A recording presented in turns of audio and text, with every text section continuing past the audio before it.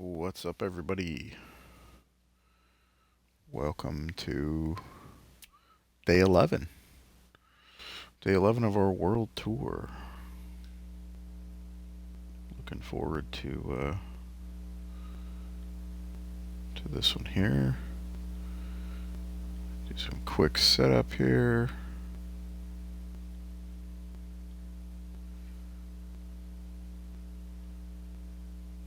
Just trying to make sure this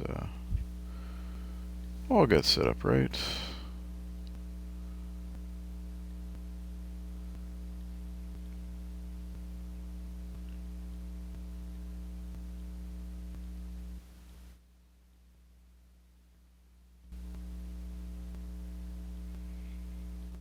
Seem to always have problems with my cam. See if this helps. Quick refresh here.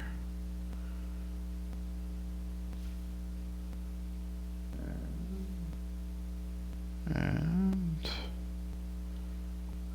there we are. There we are. All right. So we're picking up where we left off last night. We ended up landing at an Air Force base, furthest Air Force base right before Russia. I believe that is Papa Alpha Sierra Yankee. That's Eareckson, Alaska Air Force Base. Which is great because we had a heck of a crosswind, and it was an interesting landing. It wasn't bad, but if I didn't have that 10,000 foot runway to float down with that massive crosswind, it may have been a little less fun.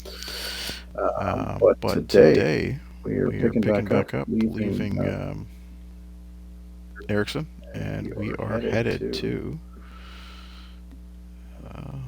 Let me refresh this because it's gonna be problematic on me, isn't it?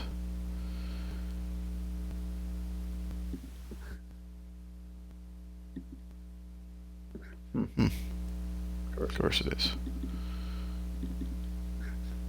I don't know why it's been doing that. I've been having a hell of a problem with loading flight plans recently. So I guess we're gonna have to punch it in manually. We're gonna go. Don't think we're gonna go 41,000, but let's get our flight plan here. VFR, we're gonna go straight out. Keep IFR. And we are going to Uniform Hotel, Papa Kilo.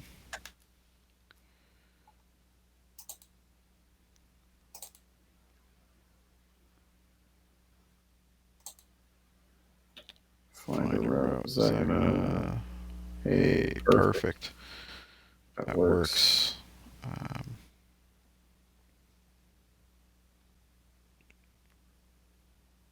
Did it even give me? Did it? My arrival, approach UK 410. Approach, out approach.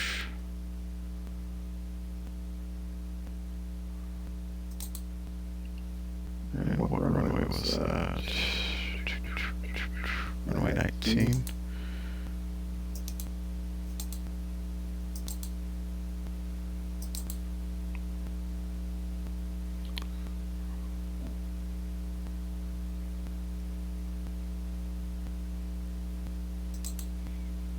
Out approach. Is it going to let me do it?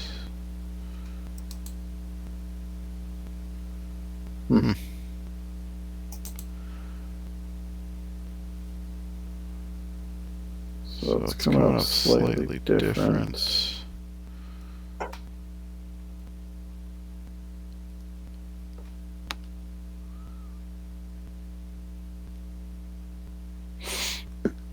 I do not know why.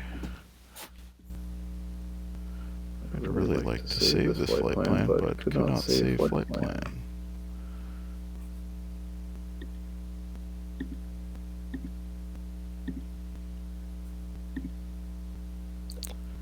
Let's see if it'll play nice. Please play nice.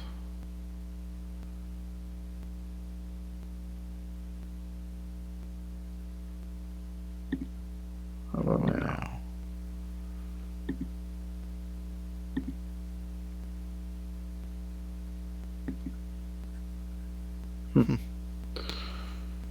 Let me save it. Maybe I've got too many. Let's try that. Nope.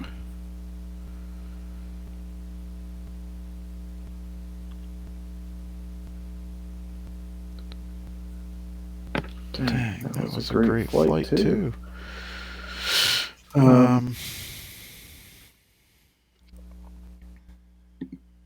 Departure 28. Visual straight out.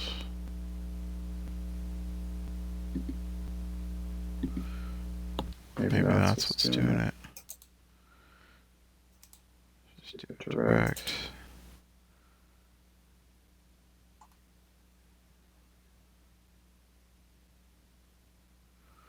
That's correct.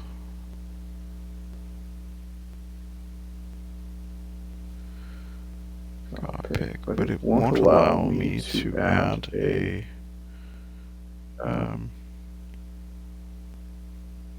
arrival UK DME.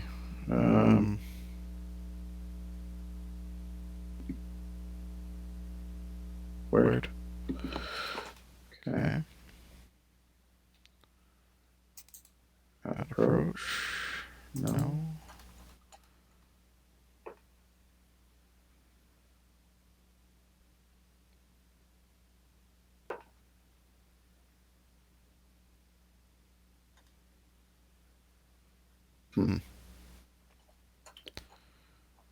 Okay. Well, I mean, this will do the trick. It does have the UK DME here.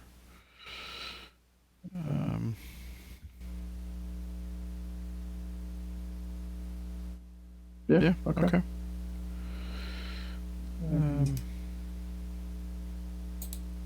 Let's go. We'll deal with the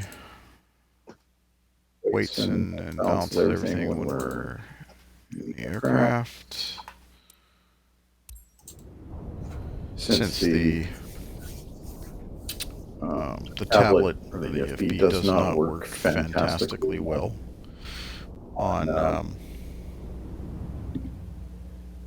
this aircraft when you're outside of the aircraft. So, hang on. This isn't the correct time. What the heck?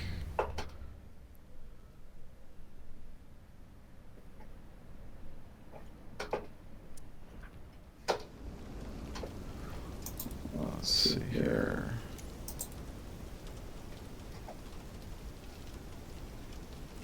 Live.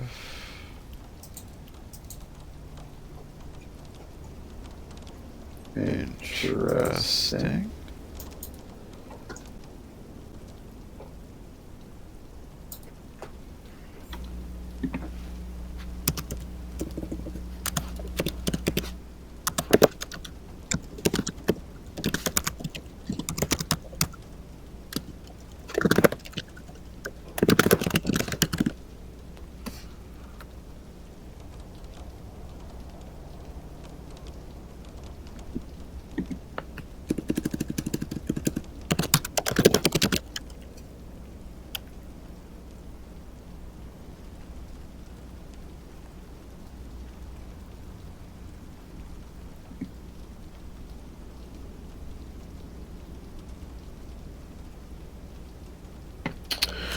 Well, hey, that's a fun thing to find out. I didn't even think of that. It is currently polar night. So it is perpetually dark here until sometime in January. So that's something to know about. I did not know. That makes this flight a little bit more interesting. I was planning on a nighttime flight, but that's okay. Let's see here.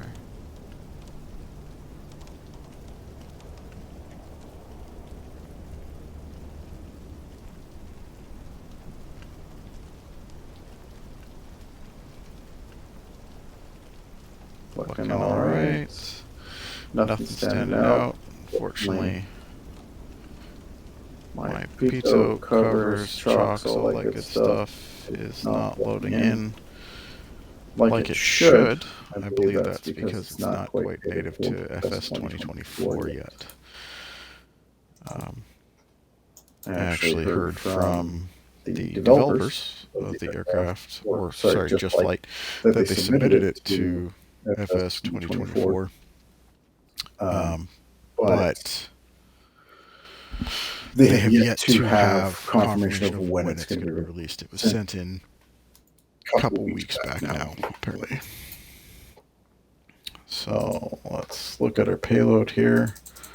I'm bigger than that. My wife is definitely smaller than that. And aft tanks are not supposed to be filled before main tanks.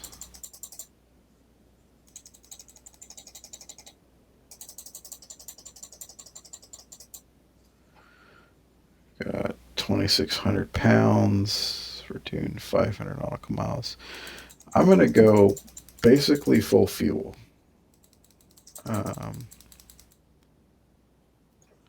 We're near our aft limit, which is all right.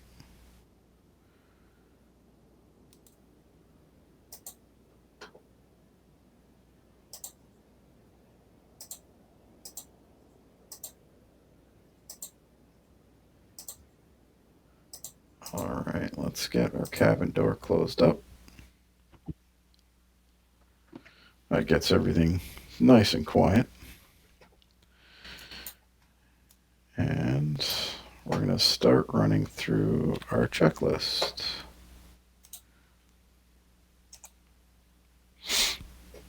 Pre-flight, control locks, landing gear, battery coming on. Let's make sure pitch, roll, there's our pitch trim is 0. Rolls are already zeroed. Fuel quantity 1893. Good. Oxygen 1850. Good. Air stairs closed.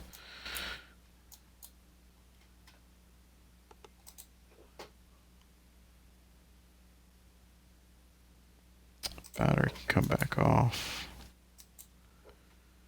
Wheel chocks, pedostatic, engine covers, gear lock pins, emergency exit, and air stair doors closed and locked. Before start, already know our circuit breakers are good. Reversionary panel, it's good. Seat belts, shoulder harness fastened. Parking brake is already set. Audio panel is as required. No changes there. Oxygen supply, let's get that opened. Oxygen masks test.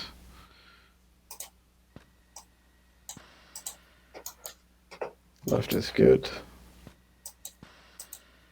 Right is good. Ice protection is off. Landing gear is down. Anti-skid switch coming on. Center reversionary panel is good. Standby instruments, we can come on. Battery power on is eliminated. Power levers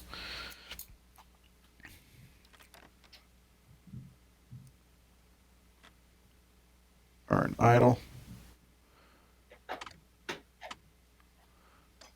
Oops.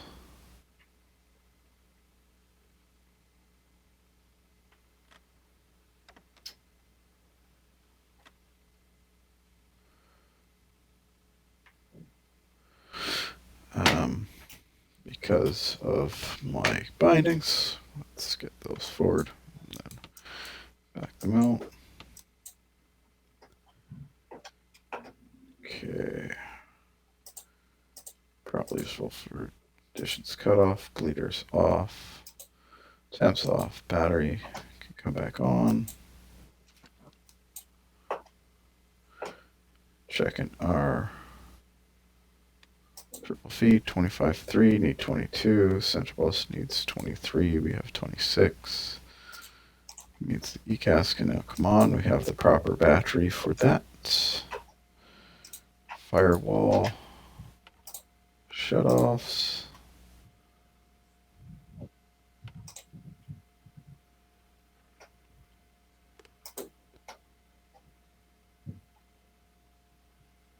Push them.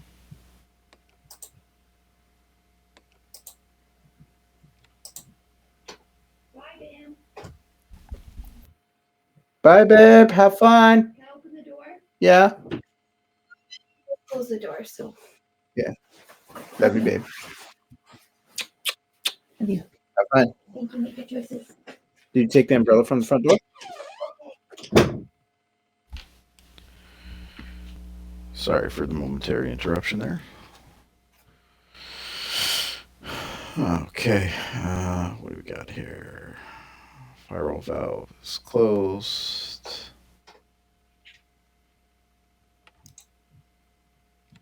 Oops.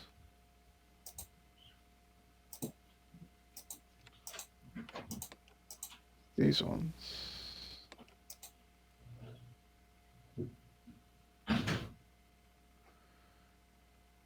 Closed.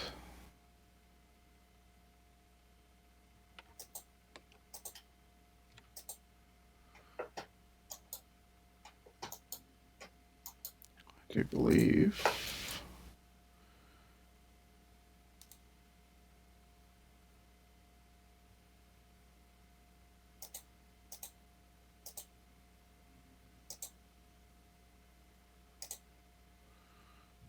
Okay.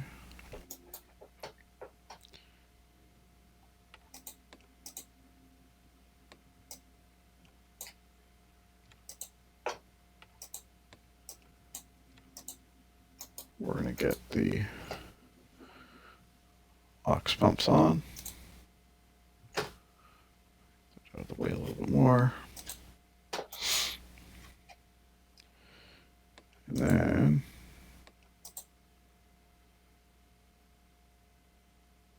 turn this back off. The non-seaters go off. Cool.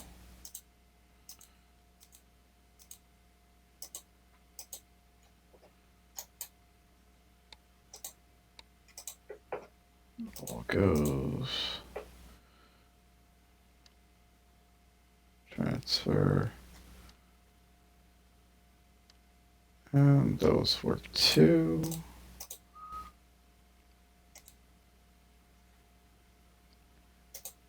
Fill. Alternate. Can hear it. And I have the cast message.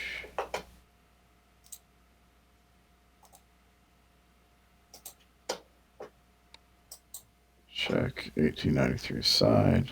Absolutely full fuel. Oxygen pressure 1850. Cabin lights and external lights as required. Cabin. Fasten your seatbelts. Put our strobes on. Go engine start on battery.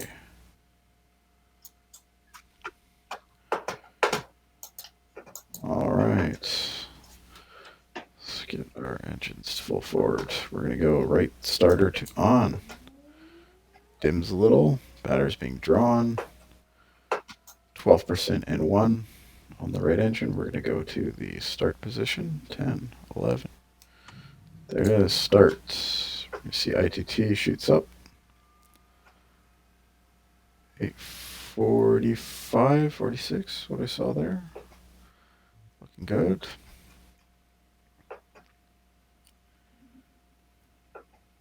%. Starter can come off. Generator can go test and on. Oil pressures and temperatures are rising and in the green.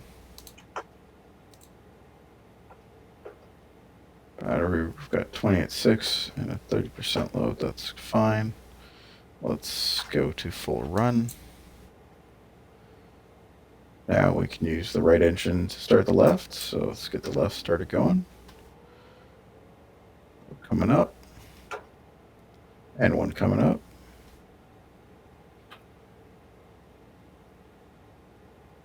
%. Gonna go to start. ITT is coming up. We've got 831 as the peak. Props are coming up. In one, we're almost at 52. Pressures, temperatures in the green and rising. So go start her off. Left generator coming on, so they're sharing the load. We're going to go Gentize open. We're going to get a cast message for it.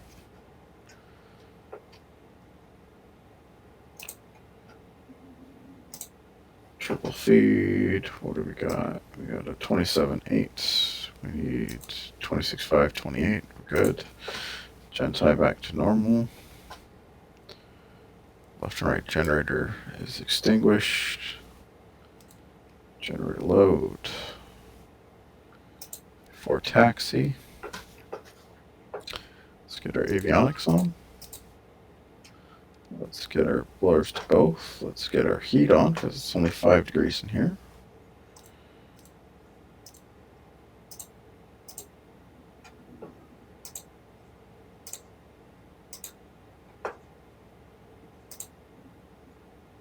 Flaps are indeed up. We can go run on the second engine there. Going to do our alignment. When this comes alive, get a CDU message because it says not initialized, but we'll initialize it now. We're getting a message. Our message is reporting flight plan. Caution, experimental. I don't think so.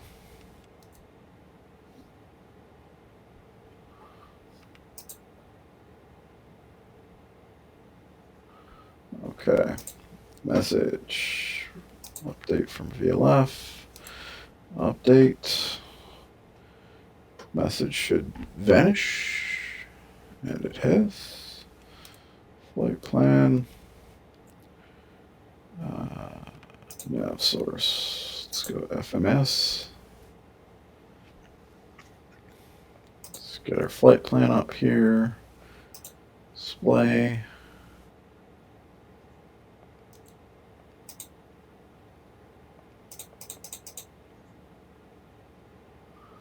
So there's our first leg.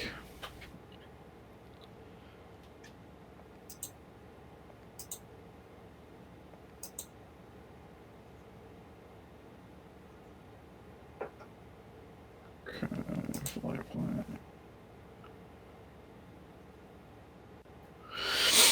There we go. We've got happy engines. Cool, airs is aligned. Good, radar should be in standby. So look, it certainly is. Brakes are on, but we will release shortly. All right, annunciators.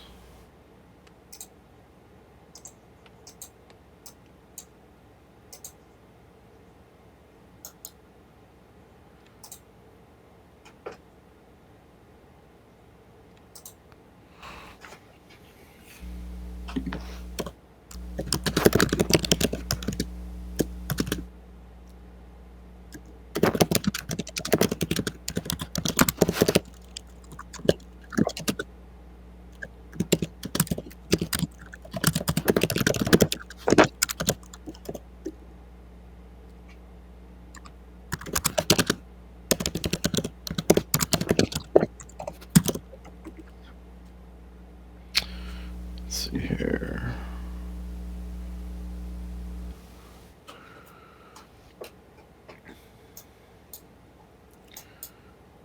look at our panel here, battery monitor.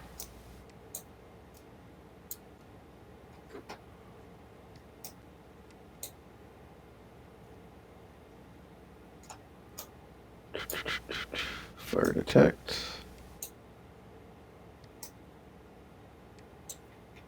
Left and right. Good there.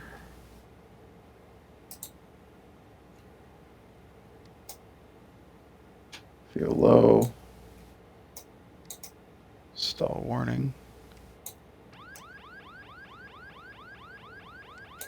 Warning, warning. Stay downstairs.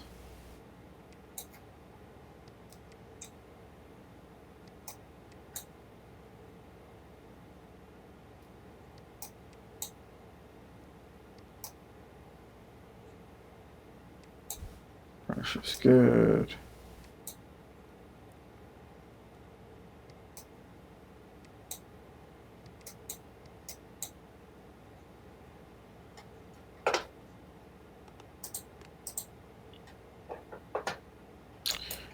Probably something in here.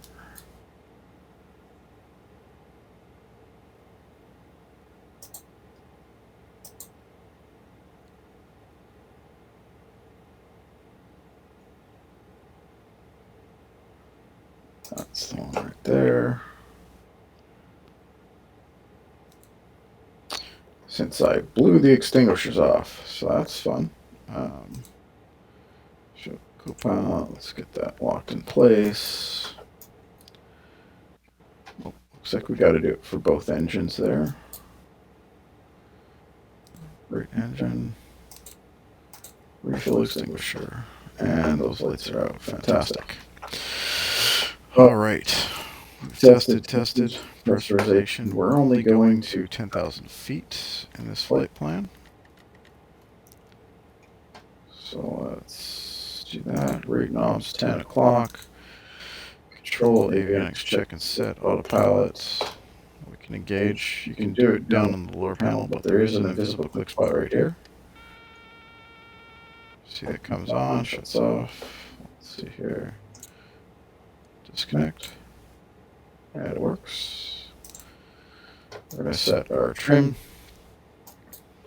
for takeoff. Being the green bar. Seeing as we got very aft CG, I'm going to go right at the very top of the green. Actually, maybe I'll go right there, just outside. Flaps. We're taking off the flaps. This is going to be a heavy plane, not much cargo, but lots of fuel. Flight controls. Green, correct. Good. Auto feather. We can go to arm. We'll put the AFX off. Cast message will go away. Standby altimeter. We can see how accurate this is. So I've got VFR. I've got right now from this airport. I've got an altimeter at 2971. So let's see if that matches with what ATC is. Papa Alpha Sierra Yankee automated weather observation 1800 Zulu. Wind 341 at 16. Visibility 7 in heavy rain. Sky condition ceiling 1500 broken. Temperature 4C. Dew point tree C. Altimeter 2971. Papa Alpha Sierra. Thank you very much. Okay.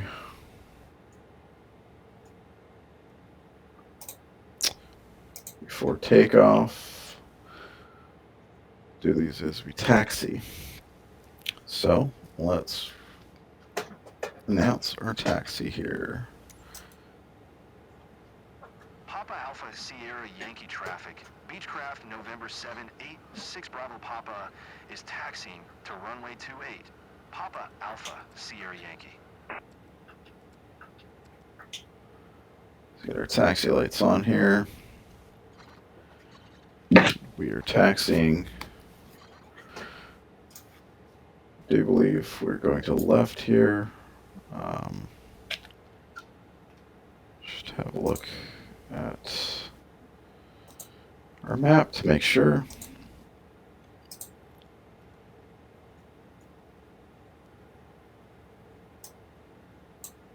Actually, looks like we are going to go to our right. Just doesn't seem quite right to me, but hey, it knows better than I do. Let's have a look over here.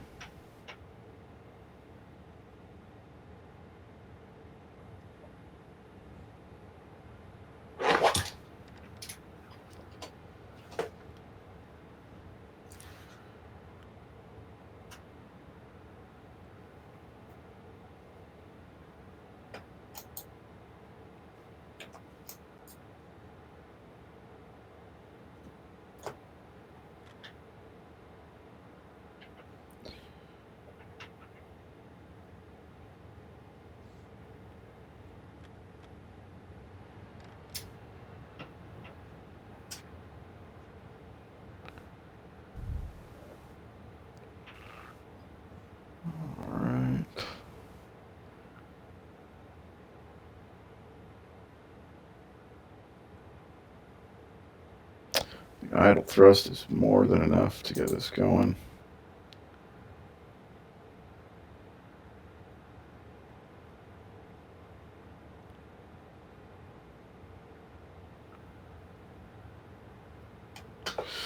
Got our altimeter set.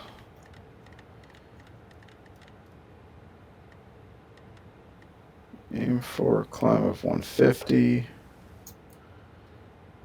We got our vertical speed right around 2,000 feet a minute.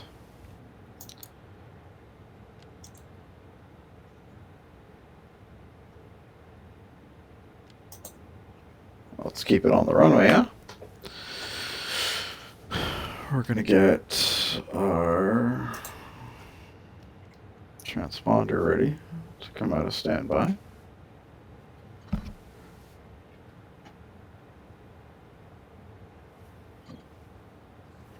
So we've got a 10,000 foot runway.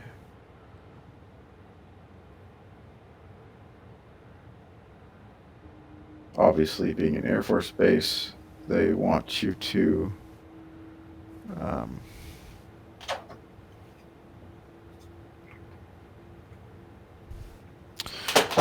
they want you to have a lot of room. Room to land, you know. C-17s, Globemasters, all that kind of stuff.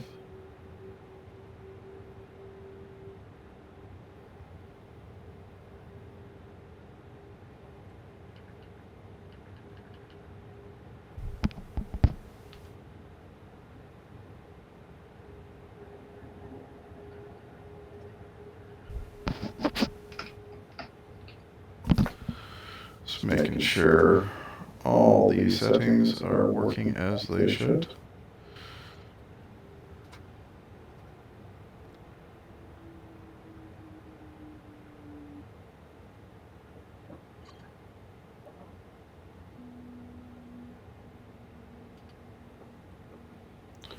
Slide up on 28.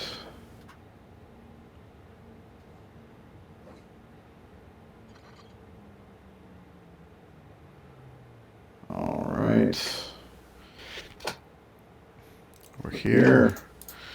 Let's get some of our heat on.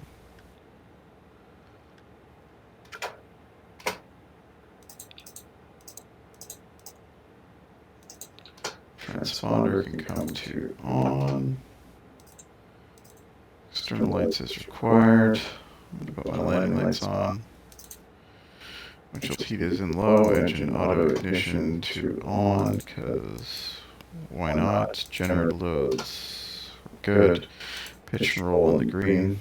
Yes, sir. Takeoff. We're going to hold brakes. We're going to go for 100.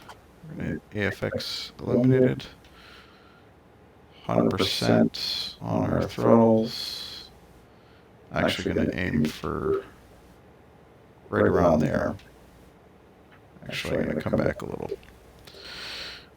Okay, V-speed's going to be around 110 or so. I'm landing gear up. Brakes release. We're on our roll.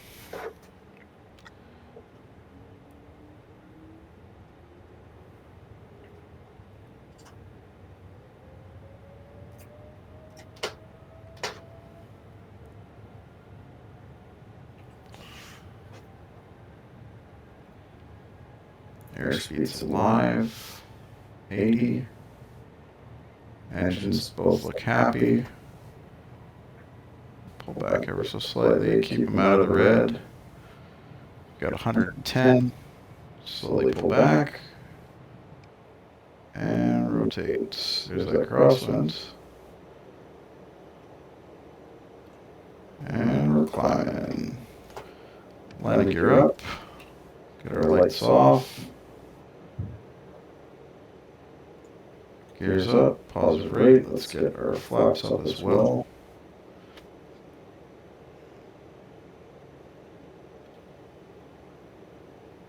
And we're going to start making the turn. With our flight director indicating right around a 10-degree climb here.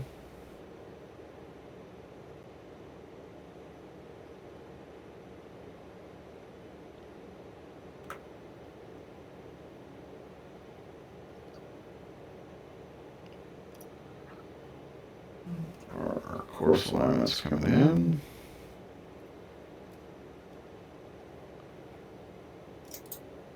Well, let's throw autopilot on here.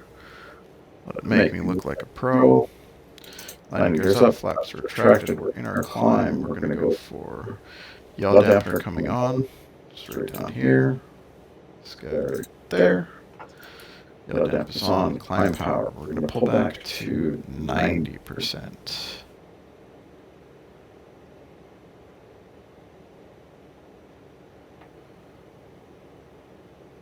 Roughly. We've got indicated icing.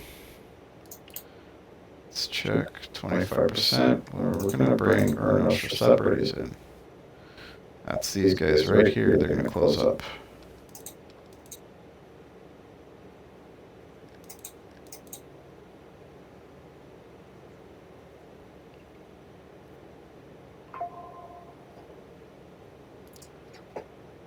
Climbing, engine ice is on. The master caution is for that icing. Climbing 170 knots, 171 true.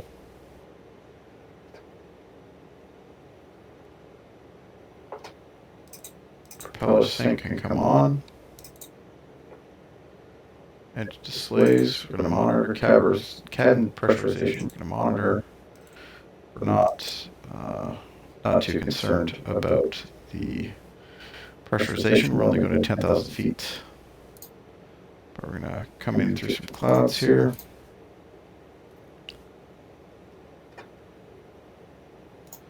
See, we're at 90% climb.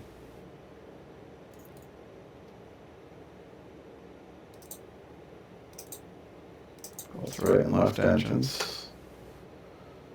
So right now with the inertial separators open, avoiding icing and whatnot, now we have no fun. We can close those up, but watch the ITT climb as soon as we do, because it's bypassing the incoming air.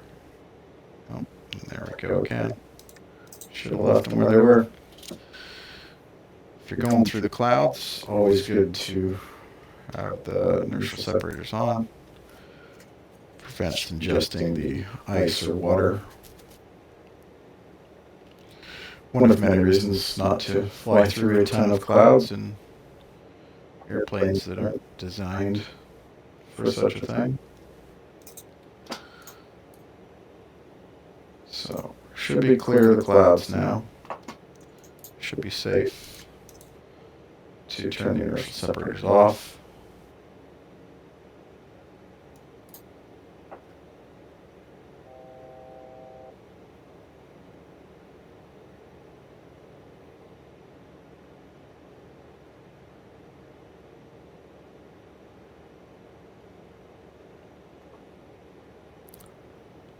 Coming up to our 10,000 foot.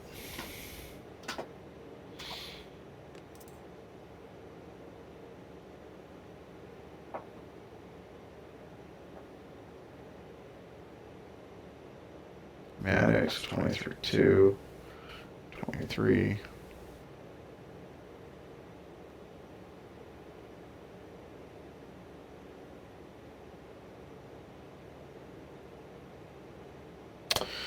And this plane, because of its design, you never have to worry about prop ice.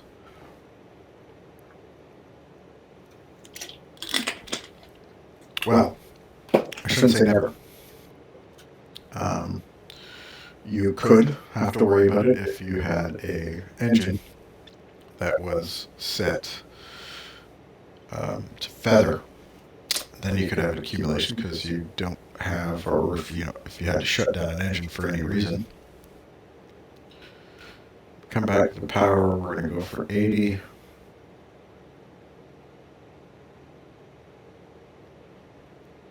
I'm also going to bring my props back to 1600.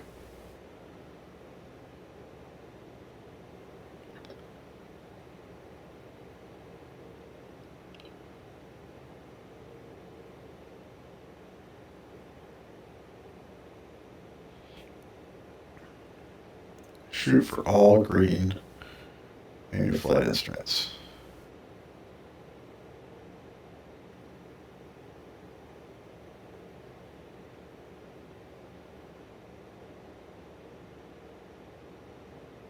Green is good. Pardon me. Okay. Good. We're in cruise. Auto feather. Come off. AFX enabled. AFX gone. We still have an indication of icing. Got a wing here we can look at. Not seeing any buildup of icing there.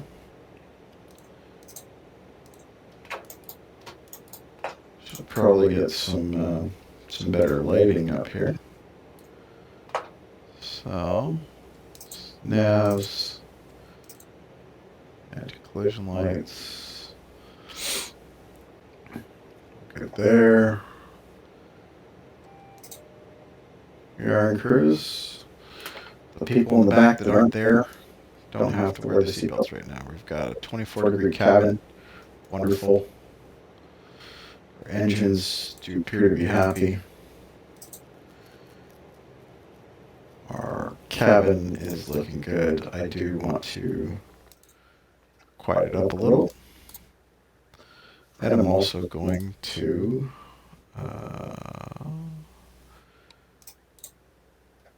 give the avionics bay just a little love. Not sure at what temperature I should be really concerned here. I should probably look through, honestly, the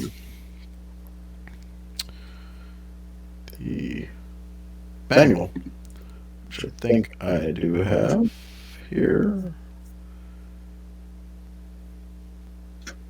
Let's see if we can't find anything.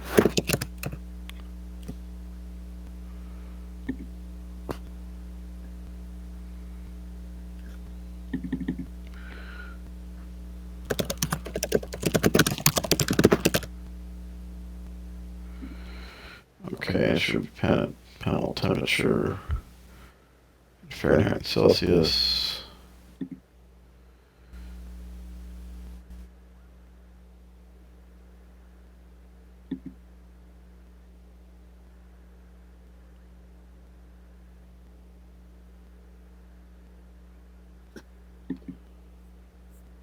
So I don't know the oil temperature, fuel temperature, other operating limits, start limits.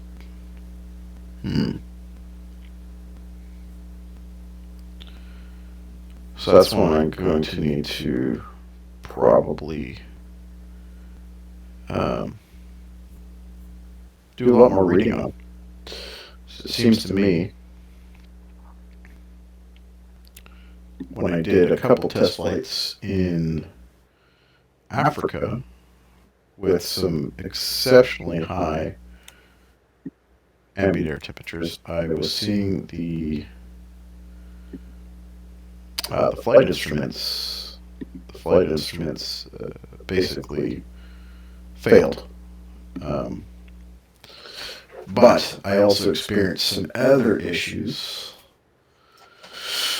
Those other issues were that I do believe I actually had my genties. I believe I had them open, which then depleted my battery, and then I was left with my standby instruments and my radios. I didn't have any electronics to run my gear. I couldn't drop my gear. Couldn't really do much anything. So I had to do emergency checklist. Figured out the whole how to manually drop the gear. When you have no power, you gotta pull the circuit breaker here for the landing gear. You gotta have the gear lever in the down position, and you gotta pump this way too many times, and it definitely deploys the gear. Had to do it flaps up, obviously, because again, electrical systems to run the flaps were not functional. Let's turn that blower off for the time being. Kind of prefer the arc map. Feels a bit more like modern G1000 displays, which, not to say that there's anything particularly phenomenal about the G1000. When I first started flying, I really wanted to fly all the modern stuff, right? Everything glass panels, and definitely preferred the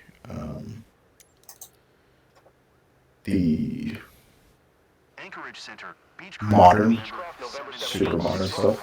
is clear to uniform Hotel Wow. Papa Kilo Airport as filed. Alpha Tango. Squawk 0662. Request IFR to uniform Hotel Papa Kilo. Ready to copy. Interesting. Beechcraft November 786 Bravo Papa, cleared to uniform Hotel Papa Kilo Airport as filed. Squawk 0662. Beechcraft 6 Bravo Papa, read back correct. Radar contact 10,000. Altimeter 2972, continue to O'Neill following heading Tree 5. Proceed on course. Maintain present altitude. That's interesting. It's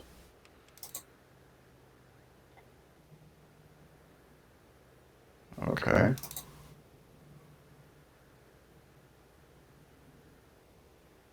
All right. Beechcraft 6 Bravo Papa, acknowledge last transmission. Continue to O'Neill following heading Tree 5. Proceed on course. Maintain present altitude. Beechcraft 6 Bravo Papa. Okay. All right. That was interesting. I didn't realize that it would automatically try to reload the flight plan. So we saw the flight computer here try to reload everything, which this is the same flight plan I had previously, so that's nothing concerning. We do have a 22 knot crosswind. It's kind of tossing us around a little.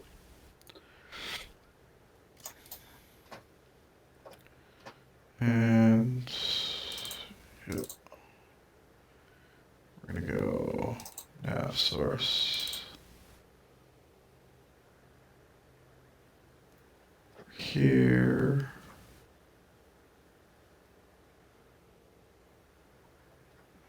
I want to get my radar on.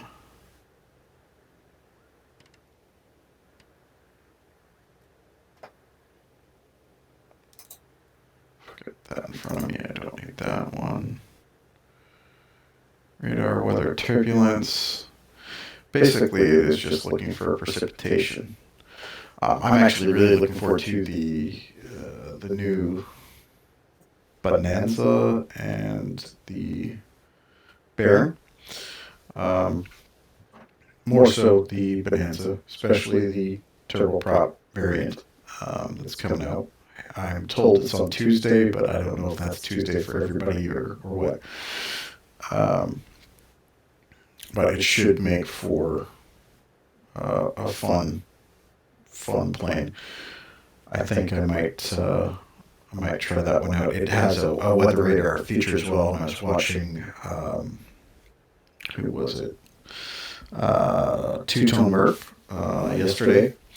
He was flying some examples of it, and you got the turboprop in it. It has the ability you can switch between whether or not you want the radar pod on and off, and just playing with it. And it is mounted on the right-hand wing. There's a radar pod in there, which is kind of cool. He was testing it out, and initially thought it wasn't working correctly, or was still in development because the plane is not released yet. But turns out he had a weather cell just off to the left, so more towards the left wing. And because of the radar where it was located, it couldn't see the cell to the left. So as soon as you started turning left, it started painting the screen, which I thought was pretty cool. I really do. I think as far as current developers, Blacksquare is by far my go-to. They just simply looks like we got tons of feedback there. They simply seem to do it the best. I apologize there. I think there was a bunch of feedback happening because it was feeding from my mic and from my laptop, which is no good. Well, that should be better now. So hopefully, if there was an echo, it is now gone. But right now, we're cruising 800 and...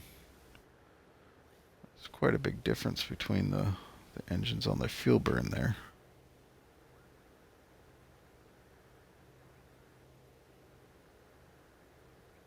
See if we can't get that a little closer. Somewhere around the 880 mark. Yeah, that'll do.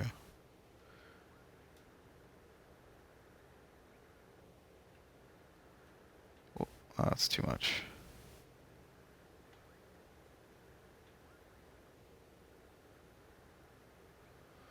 Close enough.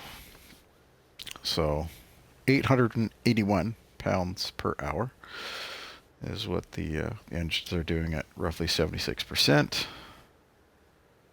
Props at 1600. Going towards O'Neill. We're on an instrument flight plan. And there's not a lot to see out here, unfortunately. Oh, hey, what's up, babe? Yeah, the ocean is kind of scenery-less, I suppose. Let's turn that off for the time being. Indicated outside air temp minus 18°C. Whew.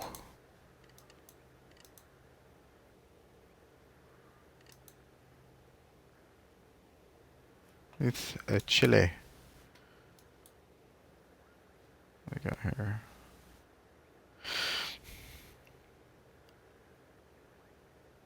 Minus 1 Fahrenheit, minus 18 Celsius. That's a cold day. That is a cold, cold day. Quite surprised, actually, that the instrument panel heating is not cooler than it is given the outside temperature. But I guess this literally is just the panel. So there's a blower motor that'll suck air from in here and blow it in there. Red always makes me feel uncomfortable. So let's just get the blower motor on. It's not going to hurt anything.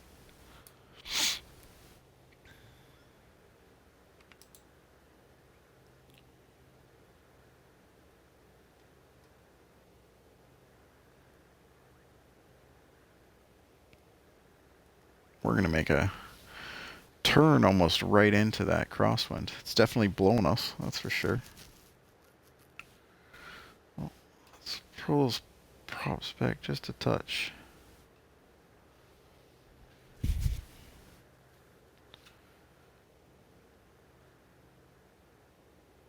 Go.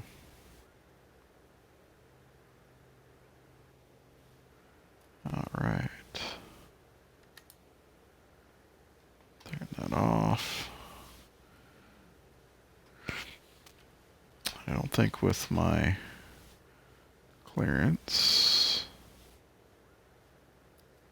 I did 7.2. There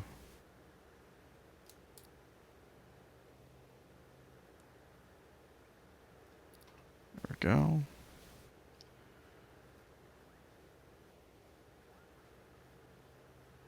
Roughly on a heading, maintain present altitude. Cool.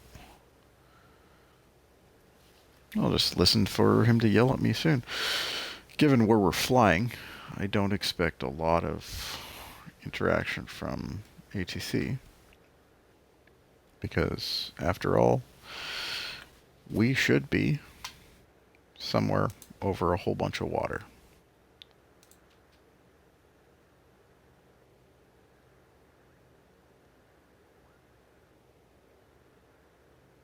And sure enough, we are.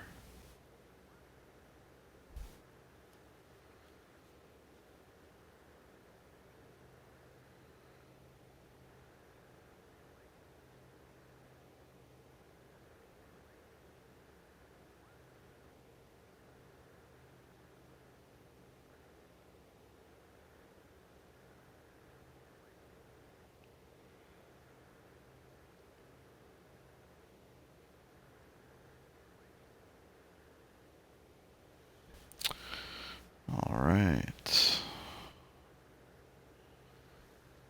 Let's see who's out there right now. Who's up flying?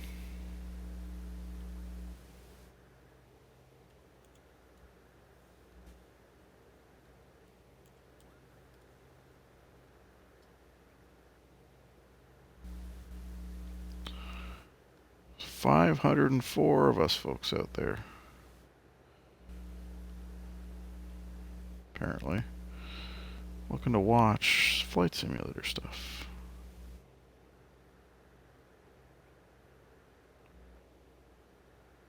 It seems like everybody's flying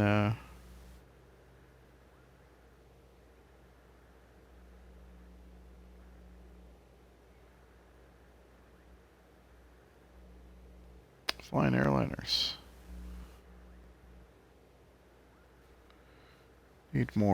Need more GA guys. That's what we need.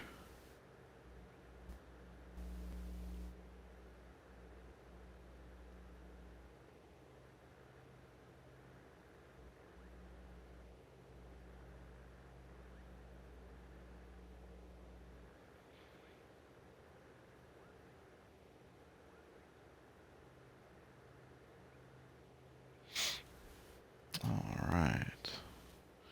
Well, sadly, this is a bit of a lackluster flight until we kind of hit some land, or get to some land. Let's not hit it exactly. But we've got ample fuel for the journey.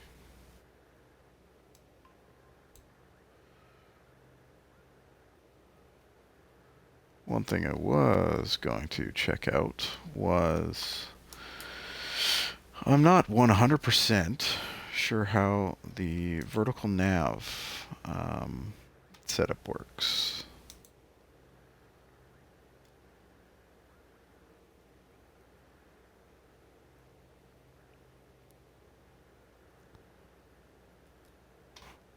And we're gonna stay at 10,000. Here.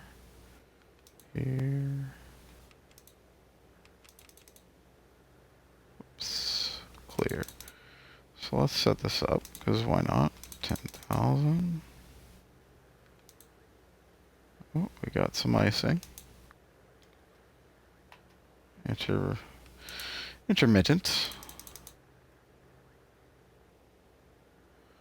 And K cross at 10,000.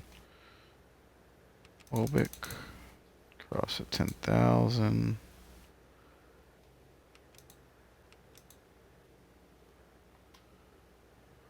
Go tick. Yeah, between 11 and 9, anywhere in there. So let's do 10,000 there as well.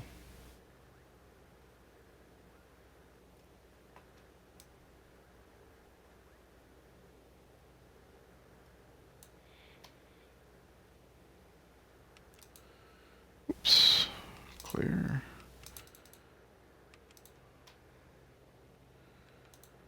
UK 6400, hard 6400, not below.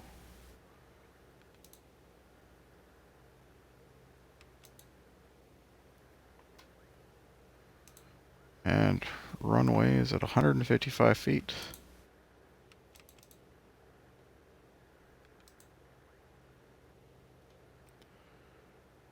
Okay.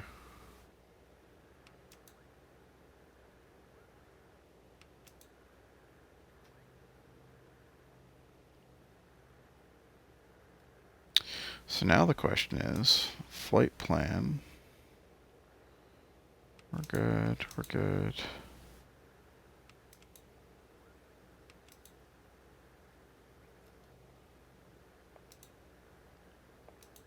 Is it gonna give me indicators for top of descent?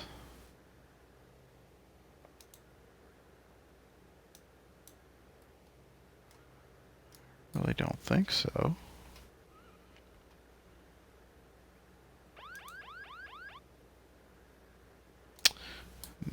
That was an airspeed.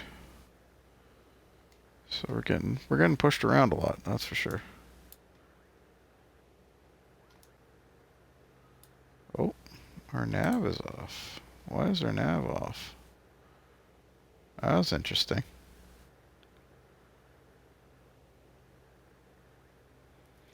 All right. Sometimes you just got to pay more attention, I guess. Okay.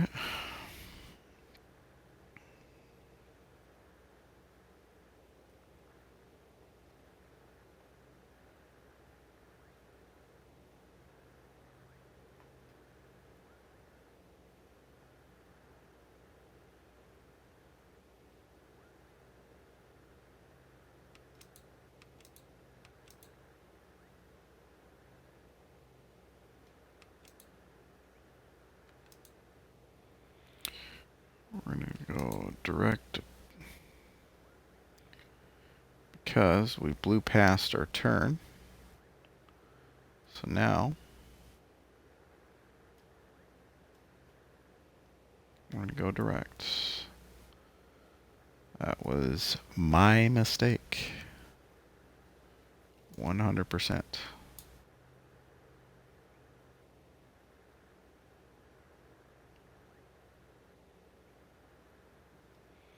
It's already starting to get light because we're no longer, or we're getting further away from the, I guess the top of the world where it's pitch black. So that's kind of a good thing, right? All right. Okay, now VNAV. Let's have a look.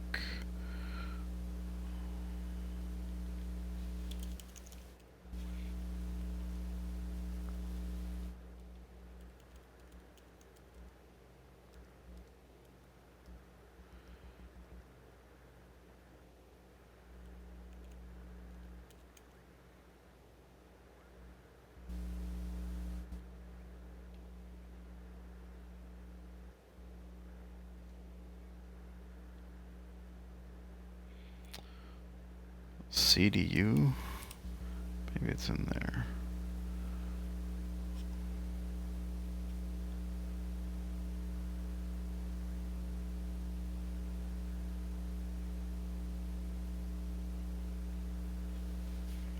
let's see. Alternates.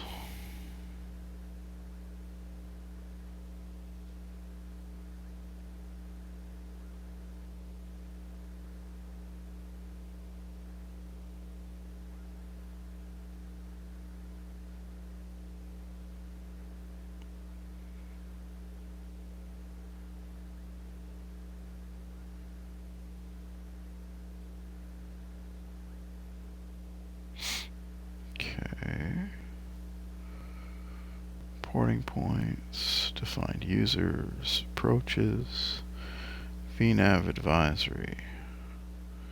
That's kind of what I want to find out here. Used either default ground speed or the user entered ground speed on the trip planner.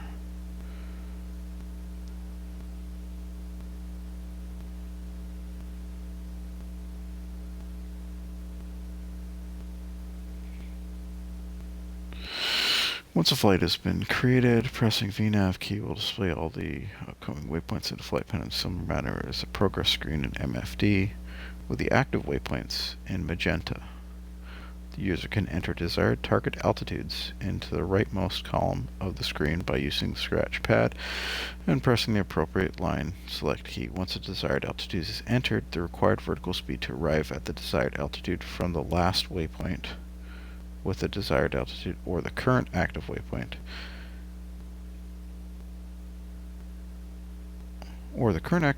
in absence of any other will be displayed in the middle column. If the required vertical speed are depicted in yellow instead of green, the VNav calculator is using either default ground speed or the user entered ground speed in the trip planner screen to estimate the required vertical speed. So what color is our vertical nav? It's green. Cool, cool.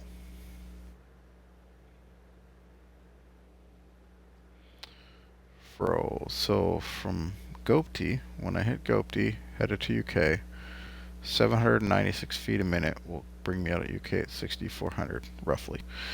Right? That's what makes sense to me.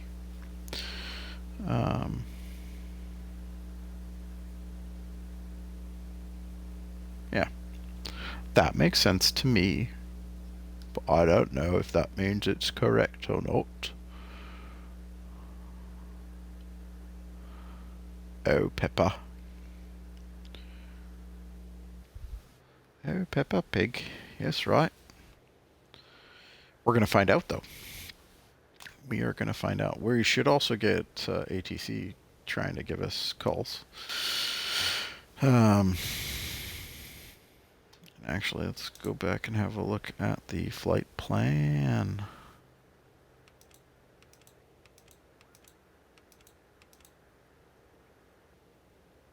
Add waypoints.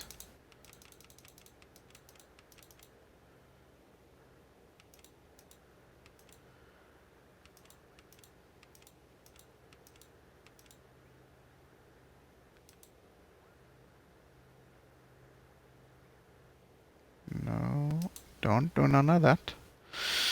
Okay.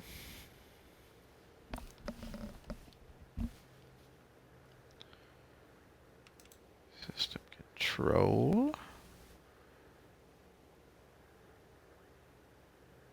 GPS. What's that? Oh. GPS satellite information.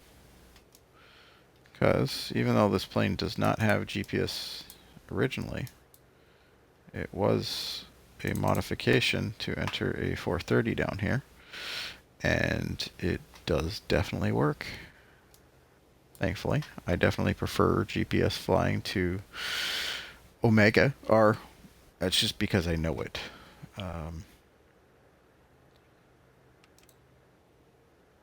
I should say that I've never done any Omega flying, so I can't really say whether or not I like it or I don't. I think that's something I'm going to see if there's any way I can do that. Just because, why not? That's how this plane was made to fly.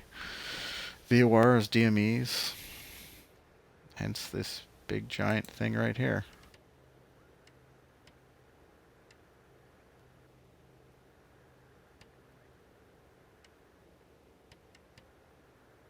Which I have honestly not really a great understanding of how to use it.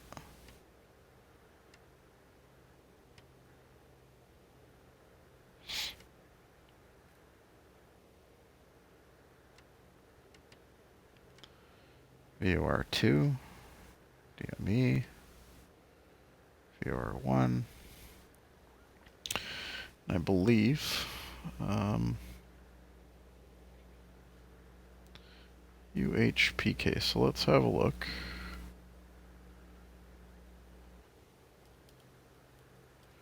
So look at the airport here. Communications, frequencies, UK. Frequency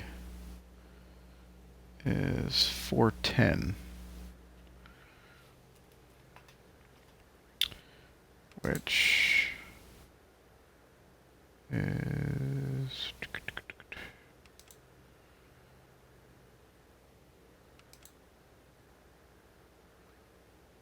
Let's have a look. 410. Active.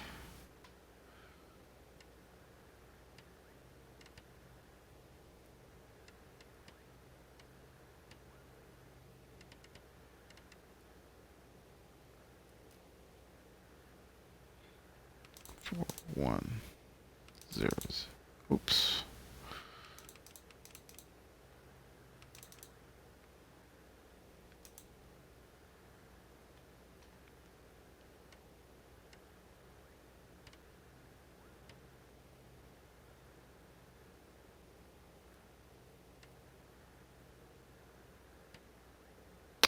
Very low frequency. Hmm.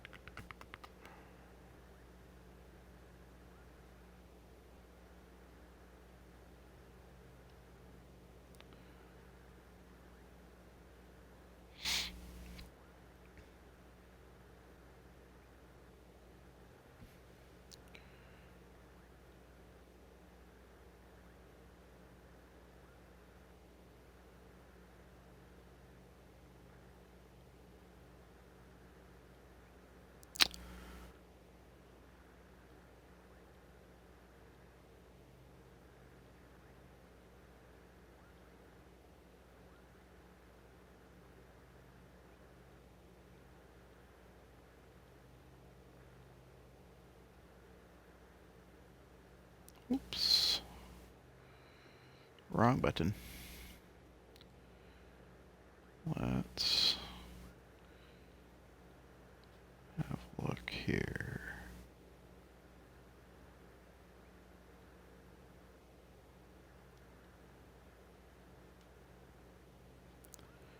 Sadly, it appears like there's not a hell of a lot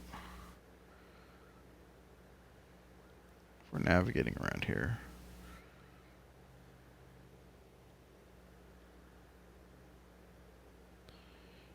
UHPK.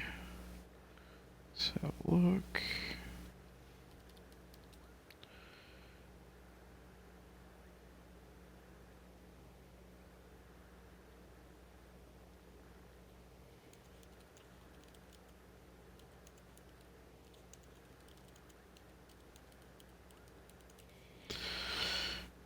Let's have a look. What have we got? We got an NDB.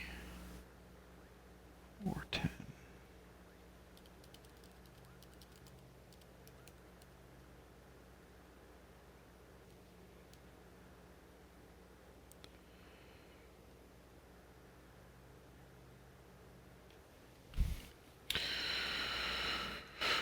Da, da, da, da.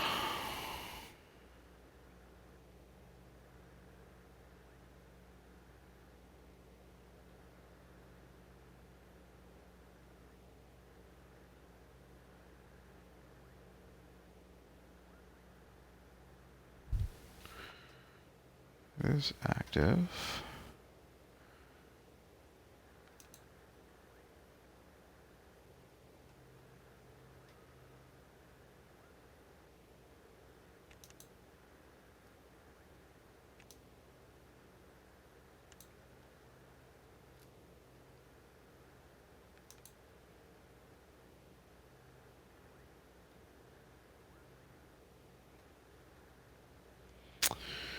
Could just be too far.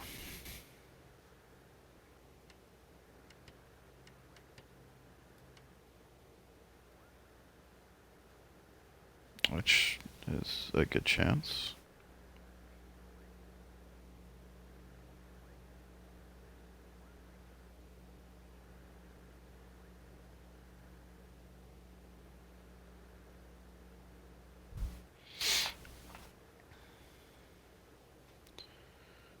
What source is this using, though?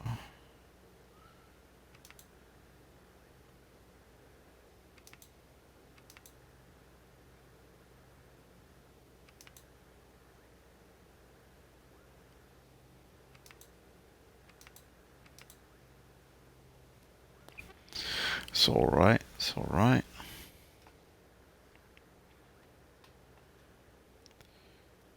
Marker beacon 1.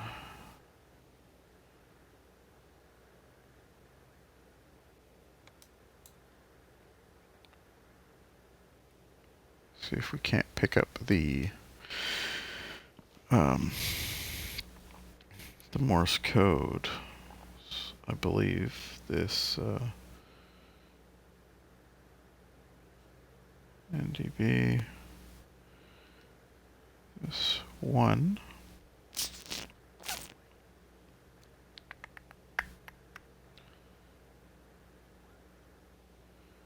Dot dot dash dash dot dash. Do do do do.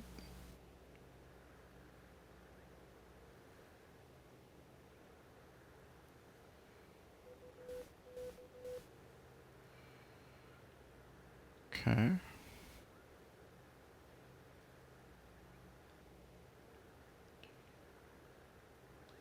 So now we know how that works. But I believe we are simply too far from it.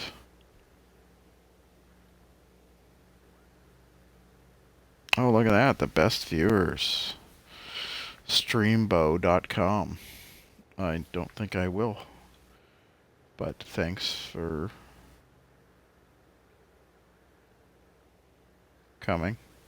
First time chat. Gotta love that.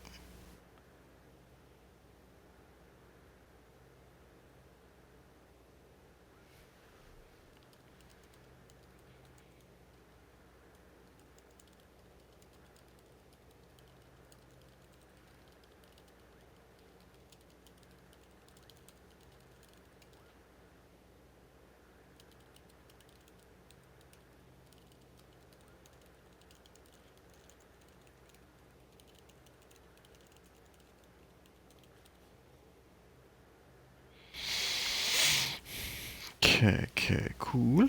Cool. So I'm going to leave that tuned in. Just because I kind of want to hear it.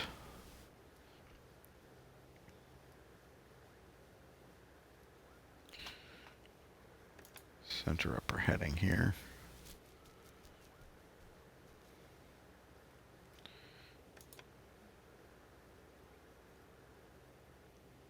Let's get it on our course. Go.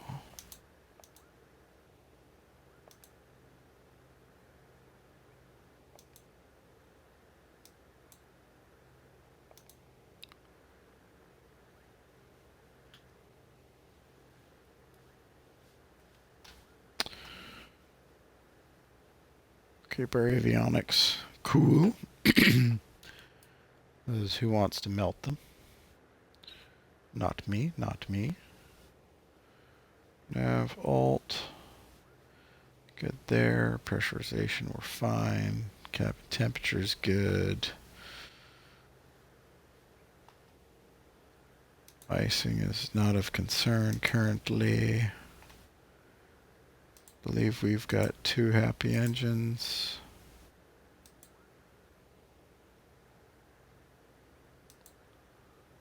Cabin's good. No one's freezing or dying. We're burning through our ox tanks, which is fine.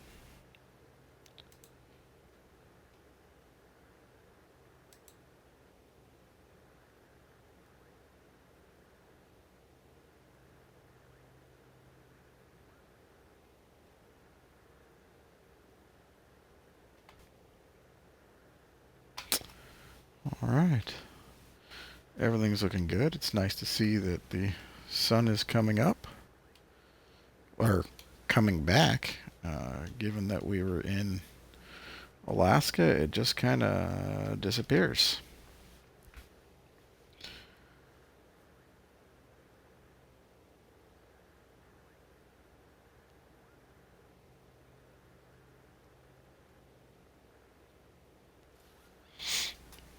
That's what I'll do. Look at there. I want to put you on viewer 1 and see what it says.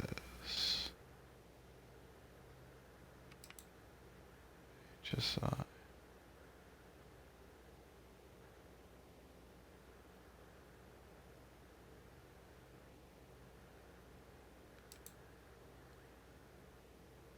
everybody's happy there.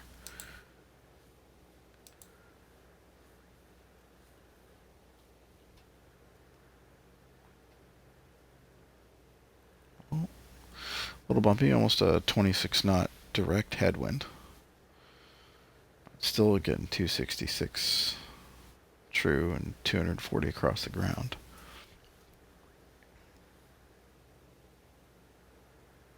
So we are humming.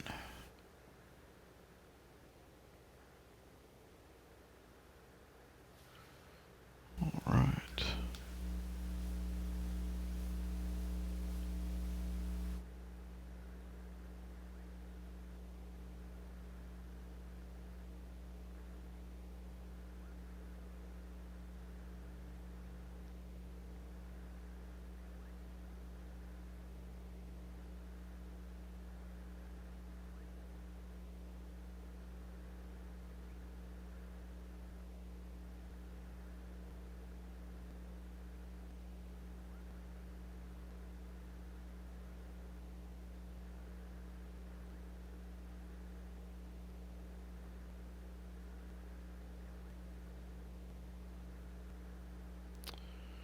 Who else is out here flying away?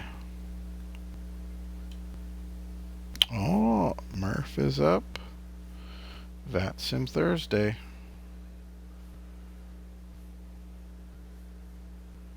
What else we got here?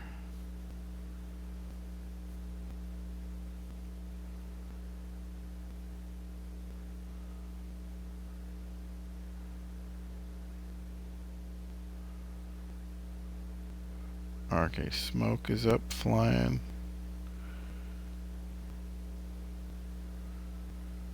Got here, so looks like someone in the Duke. Pilot Peely?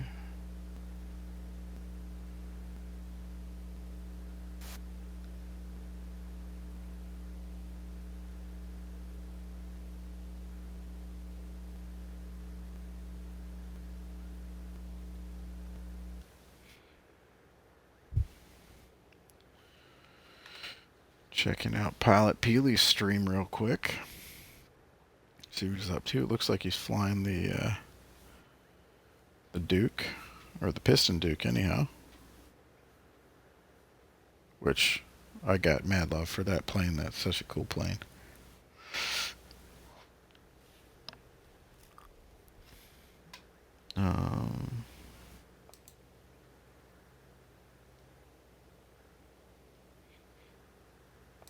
Menu.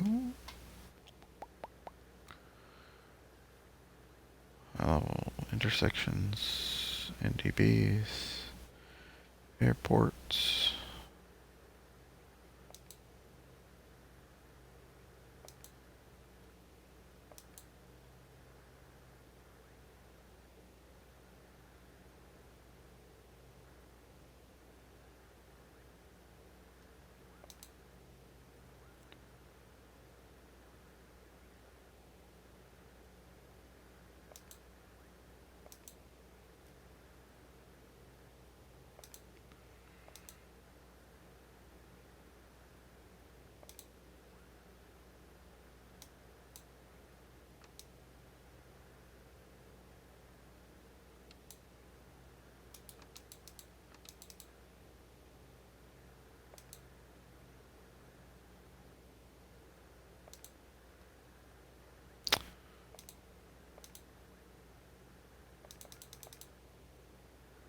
Okay.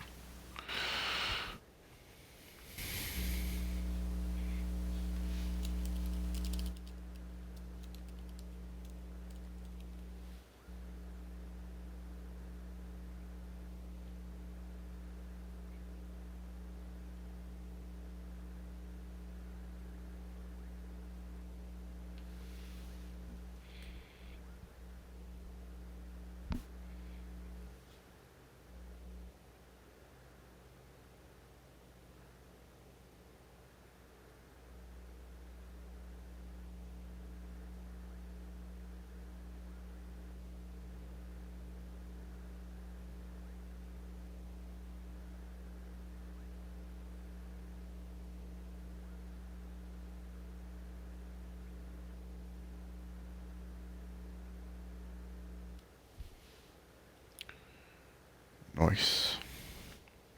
Nice. Alright. There we go. 25 knot headwind. It's unfortunate.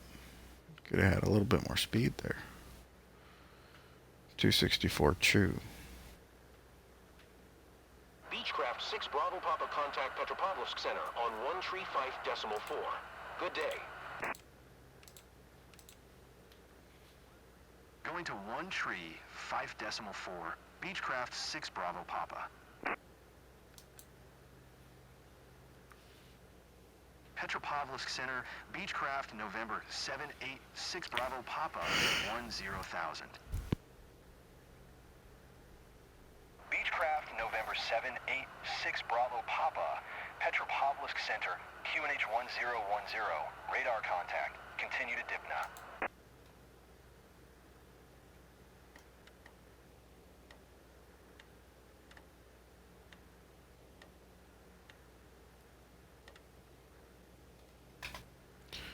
One zero, which would be, oops, didn't mean to do that. Marker beacon.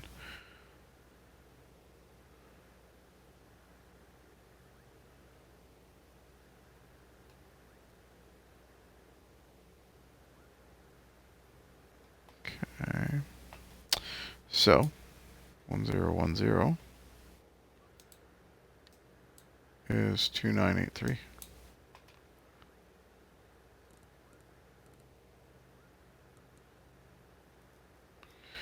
Two 983. So to get from your inches mercury to millibar, you can use your reversionary panel on the left from millibar to inches mercury, and it'll flip.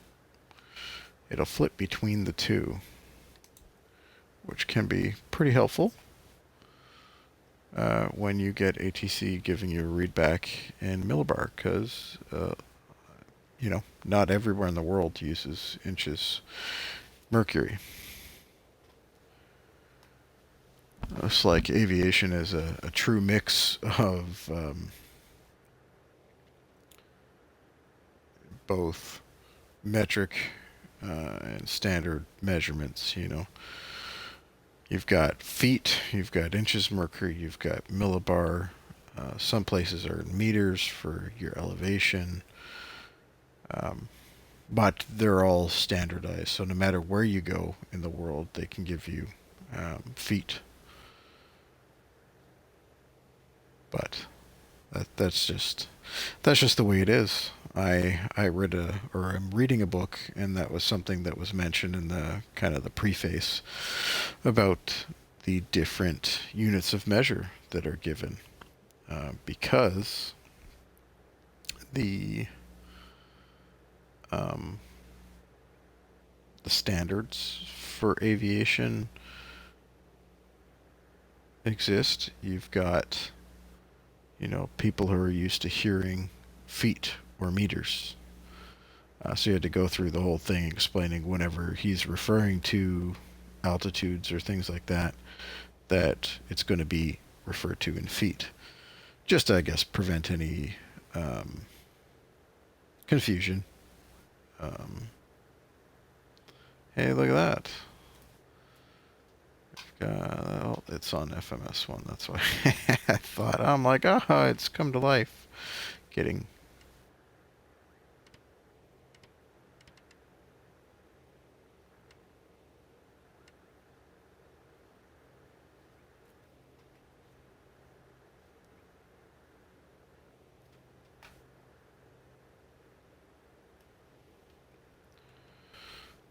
So let's have a look at our progress here.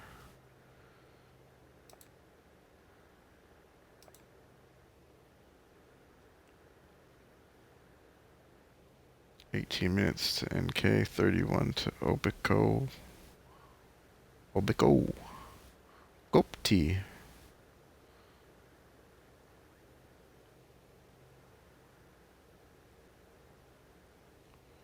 Departure time, flight time 57 minutes. Ground speed 247, true airspeed 271. Ooh, we're picking up some speed. Nice.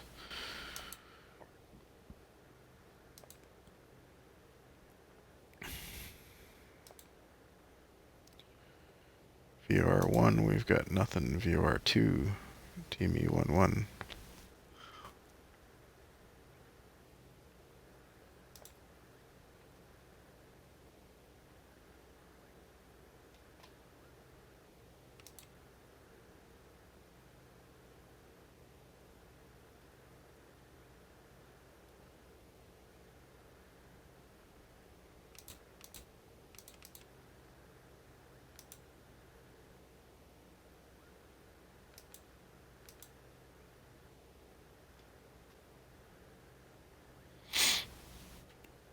So I'm hoping we're going to see it become active.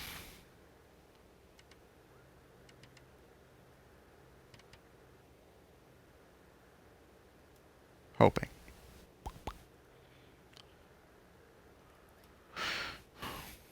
There we are. Look at that. I believe somewhere along here we should see some land. Hopefully.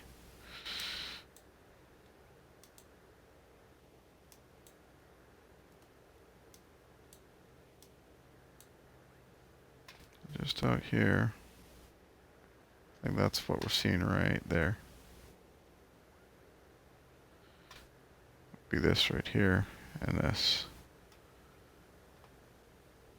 So maybe this is a little island, big island. This we'll see. We'll get closer. Check it out.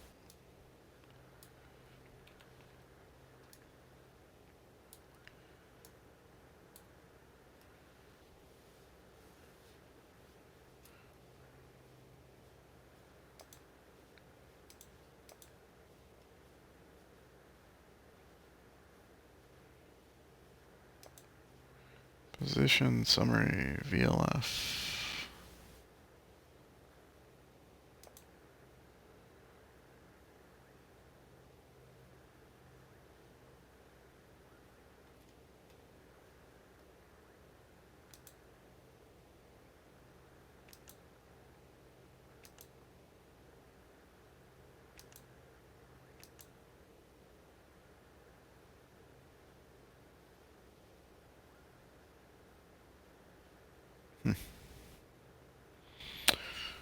Wonder at what distance.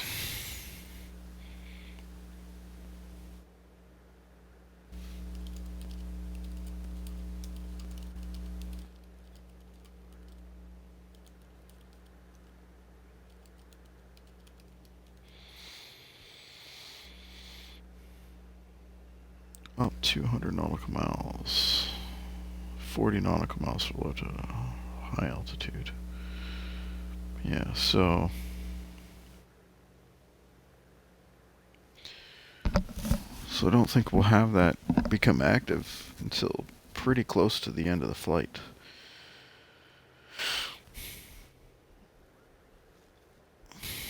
If it's modeled correctly in sim. I do recall on 2020 being able to pick up, you know, a VOR or a DME station from hundreds of miles away on the ground, which is not realistic. I know they changed that since, but yeah.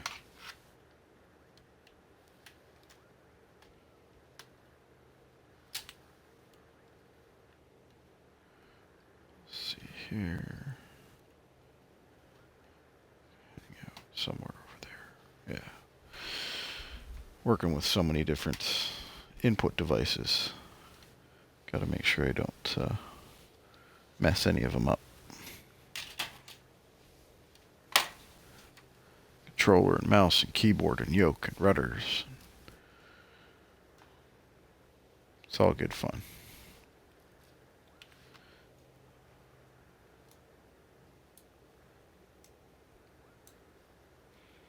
So we got that little island right there. Dipna.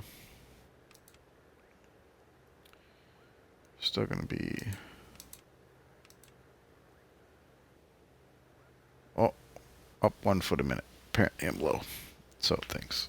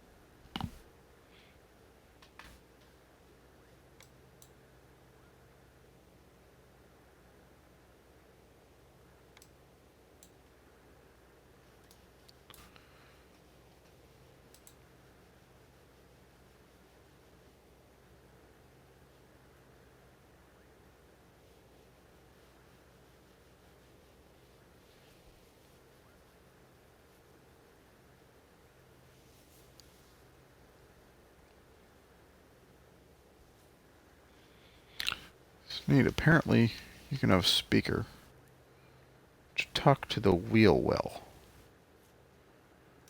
I guess for when you're towing the aircraft. Just when you tow the aircraft, that's one of the reasons why they have these pins. Apparently towing the aircraft can be troublesome in the event that you don't have those pins and it can cause the gear to collapse or something. Never heard of that actually taking place, but I mean, you wouldn't think they'd put the pins there for no reason. Also really important when you're doing your pre-flight to pull those pins out, because if you don't, you're going to go to take off, you're going to go to pull up your gear, and oopsie doopsie. You have no gear working.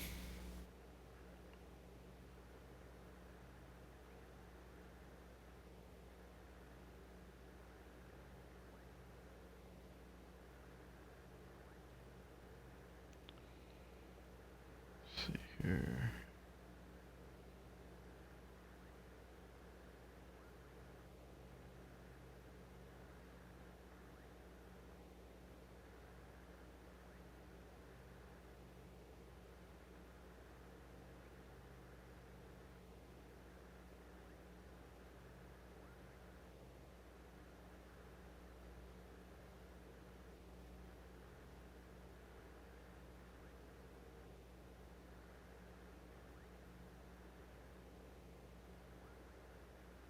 go. All right.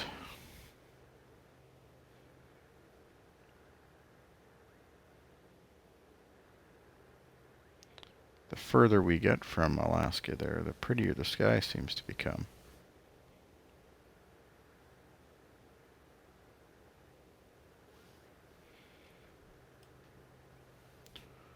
It's that perpetual darkness. It can be pretty depressing.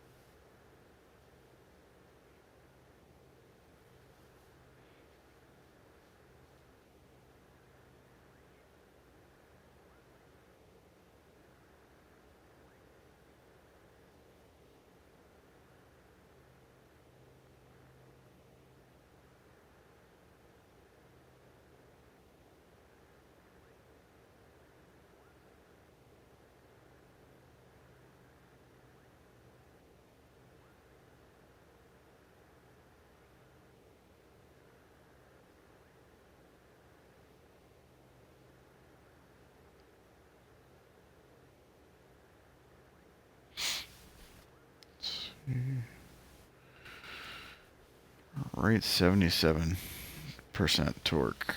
Left 76. ITT. It's a weird split.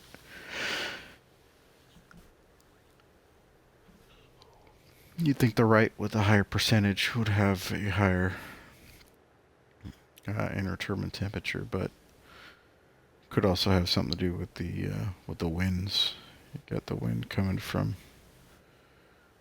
well, 24 knots, and it's on an angle, so maybe that's why that right engine is not getting the same air that the left is. Or, yes, good guess. I mean, the left's got a lower oil pressure, slightly higher oil temperature. So I don't know. That's a new one for me. I think the way the aircraft are modeled in sim, or the majority of them, it's going to give you the same information regardless. But this is the first time I've noticed it.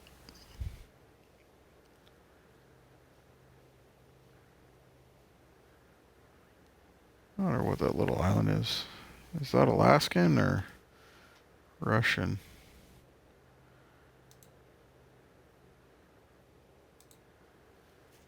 Where is this?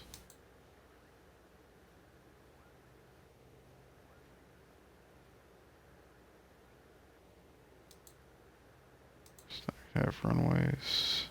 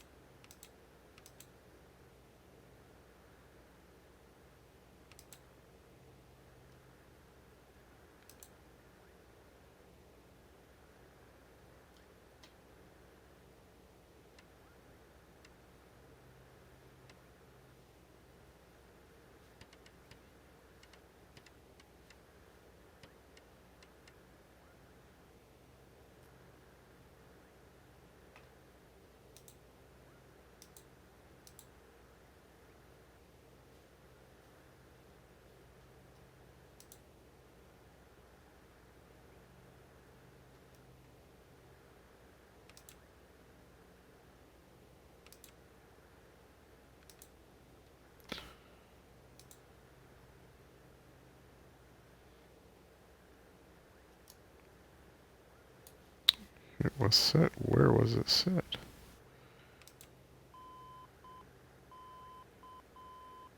Hey.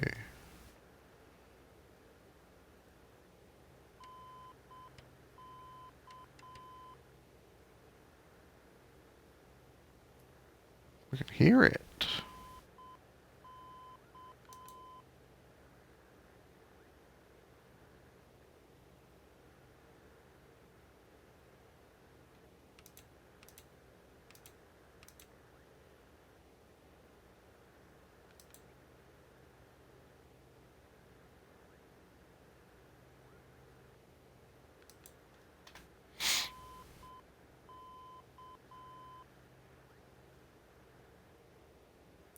That's NK right in front of us.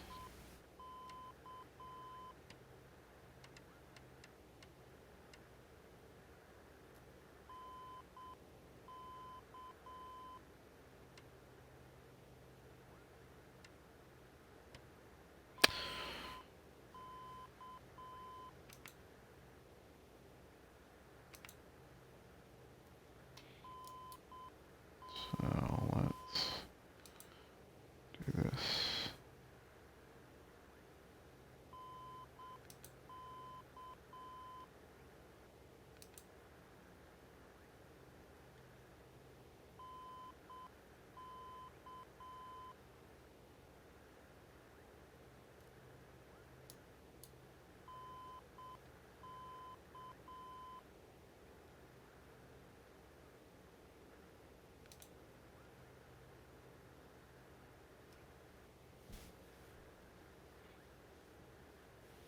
NK is...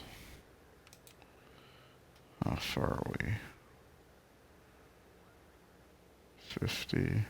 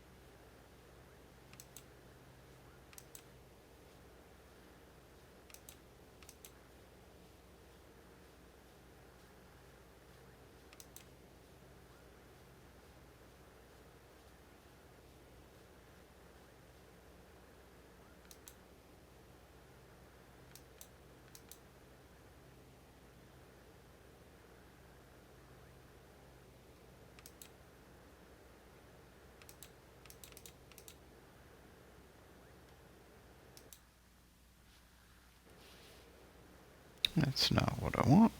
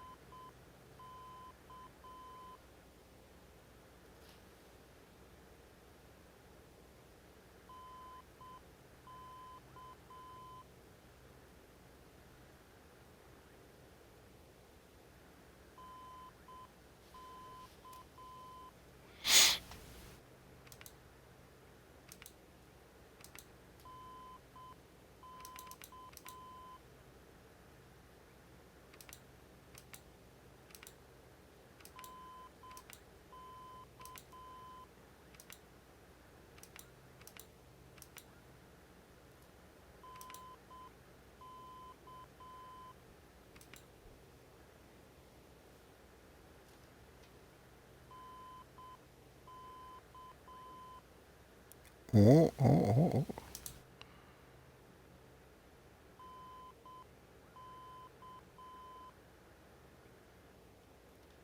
Hmm.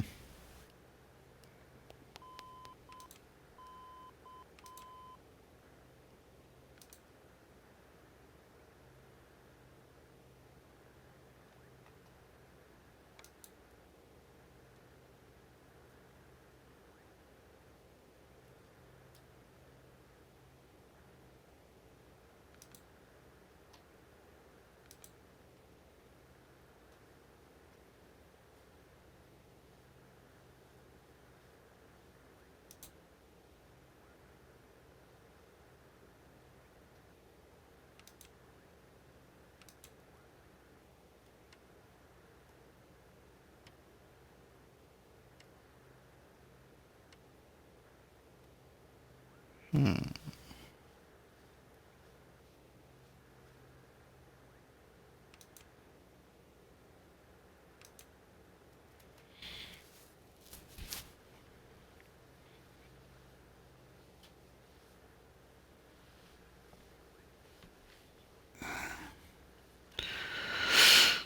Let's see here.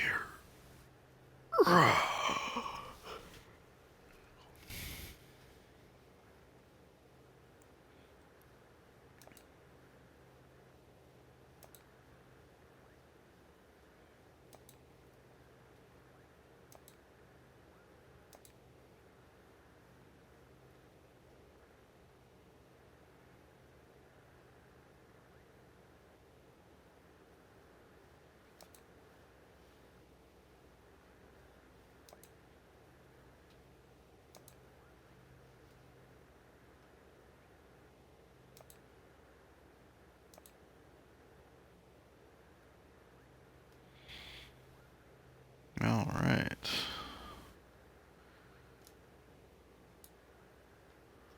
So it looks like we're going to fly right over this island in front of us. Slight left, and then make a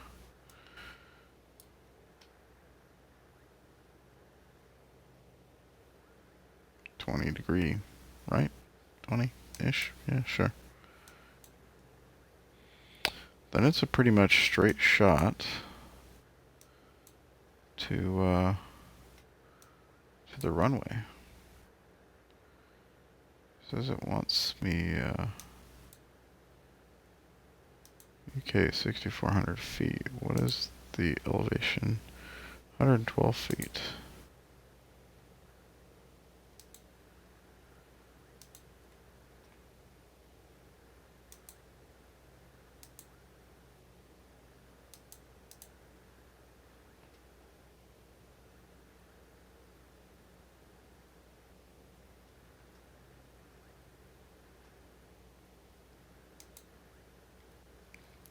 Must be doing 320 knots. That's a little presumptuous. I think 230 is probably. Let's change that. 230. Nope, 23 knots. It's gonna take a while.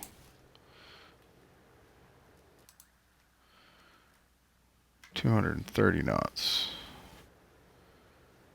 Cruise.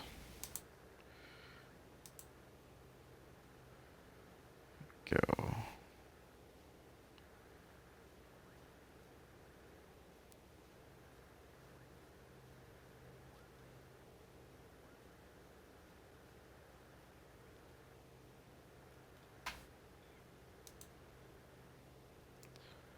That just looks awfully close to the runway.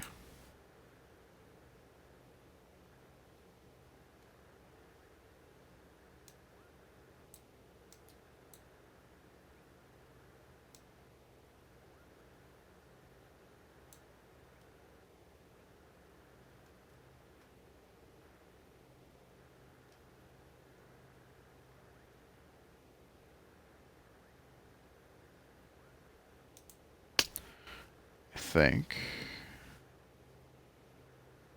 Is there an approach?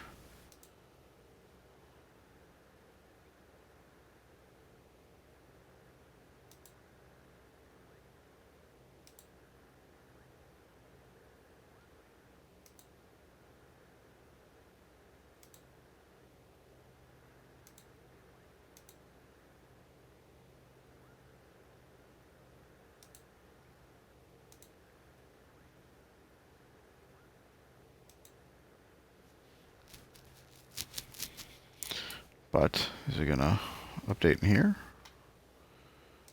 Send to avionics. See what it does.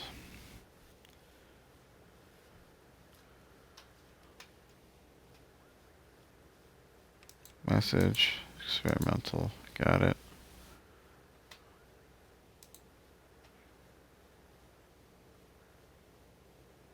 We'll go 10,000.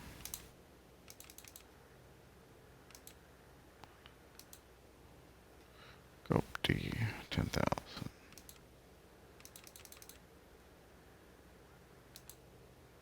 Okay, 6,400.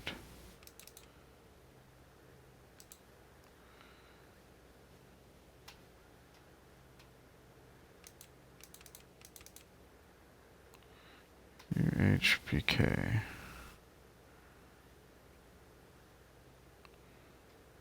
Enter download to 45, down to 45, 6,400, base 11.2.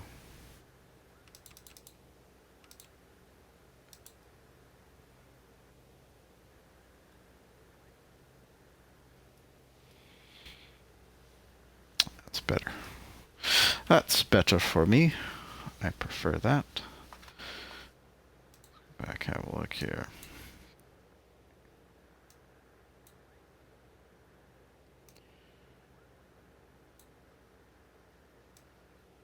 There's that non-directional beacon.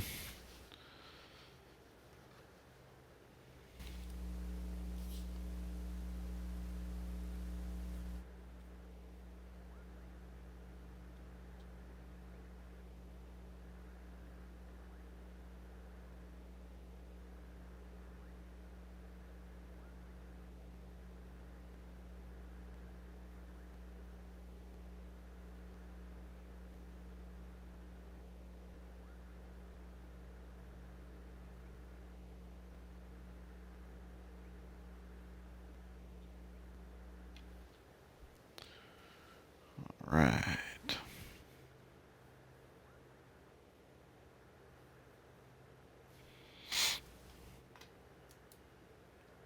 So blur's been on for a while. Best it'll do is 32C. Still warm in there, but I suspect if we drop the cabin temperature, we could then drop the avionics, or say the instrument temperature further. But even with outside air temperatures, it's currently negative 20C that gets sucked into the avionics bay. We're seeing it at 28C. Mucking through the clouds.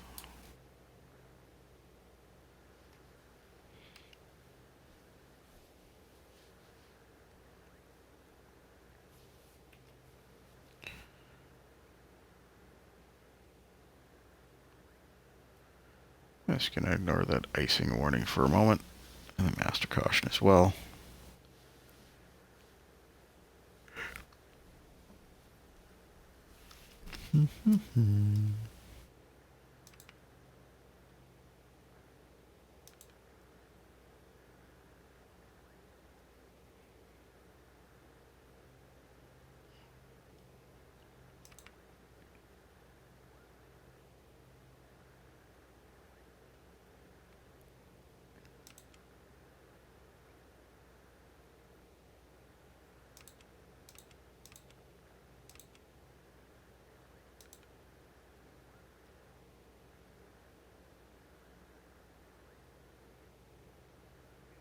There's the ADF.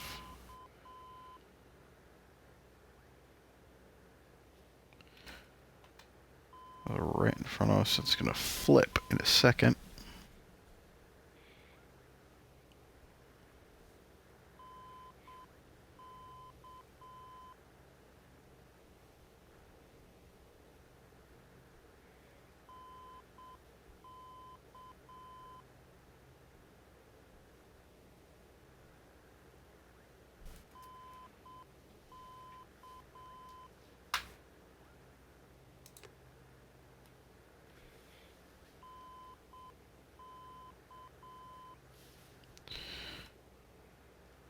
Move. Kill that. We'll stop here in the beep. So we don't need to hear that constantly.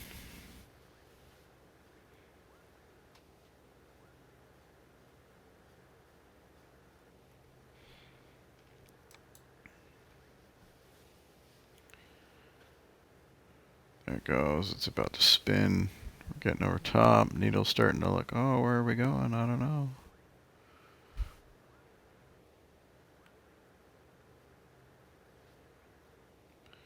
There it goes. It's spinning around. It is now behind us. We have passed over top.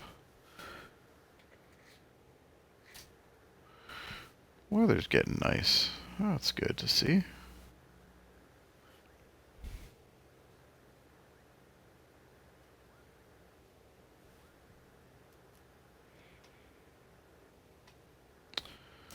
So I'm going to put UK's ADF. It's not going to show anything yet, though, because we are too far.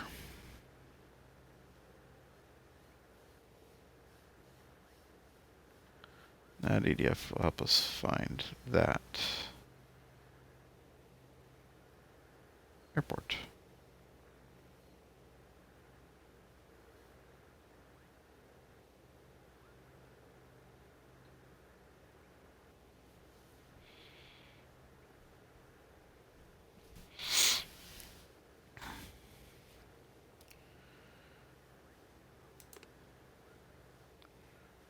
At 29 knot crosswinds.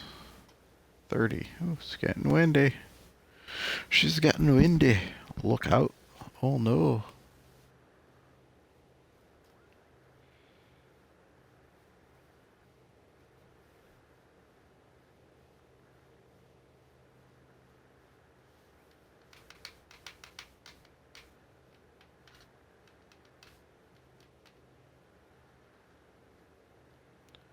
Here she goes. Look out.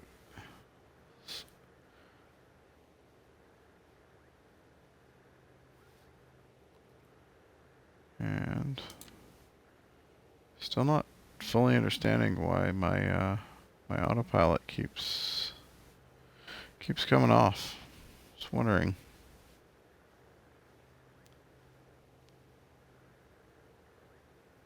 I'm not getting any disconnection notice. No, nothing.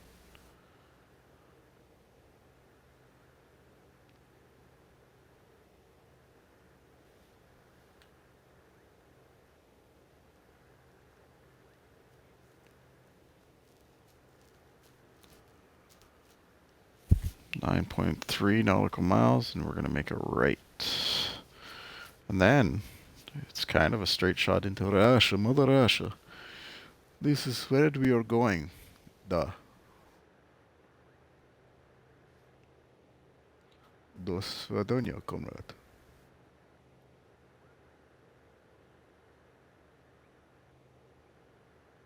Suddenly I want to play some Call of Duty.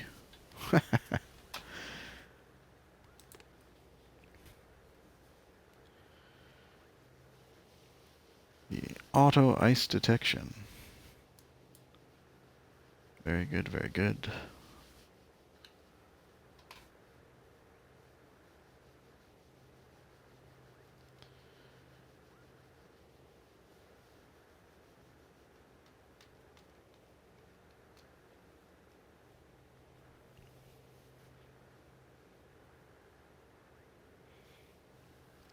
It's a happy plane today.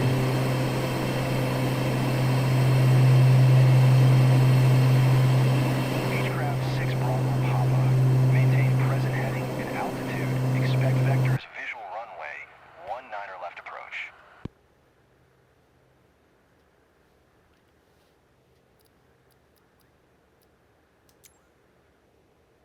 Maintain present heading and altitude. Expect vectors visual runway. 19er left approach. Beechcraft 6 Bravo Papa. Beechcraft 6 Bravo Papa. Descend and maintain 9,000. Descend and maintain 9,000. Beechcraft 6 Bravo Papa.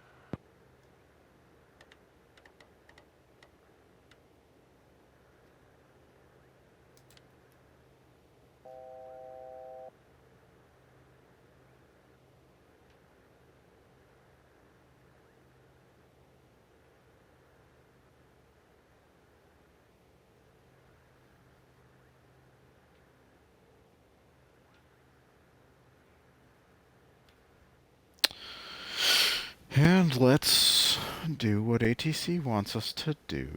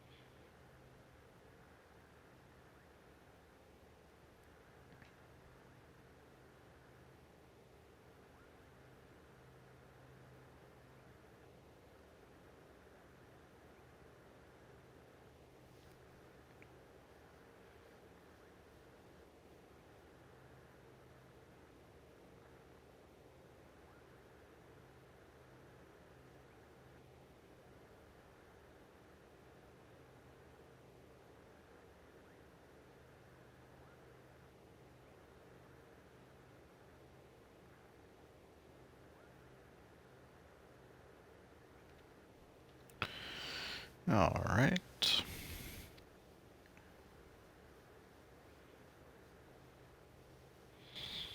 Just double check. They didn't give me a new.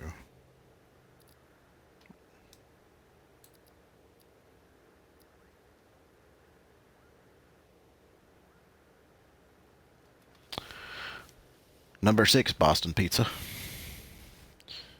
And why, again, did my nav come off? I think it's because of the FMS updates. Okay. That makes a bit more sense.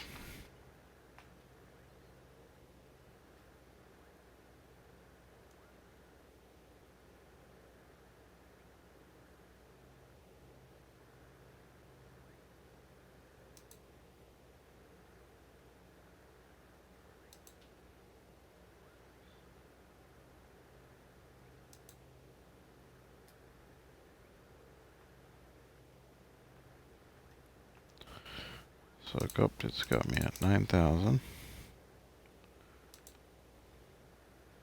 UK 6,400.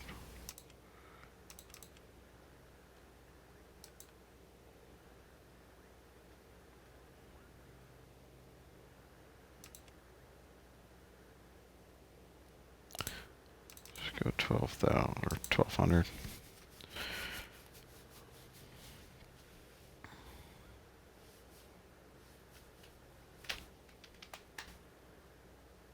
Much better. Very, very good. Very, very good. All right.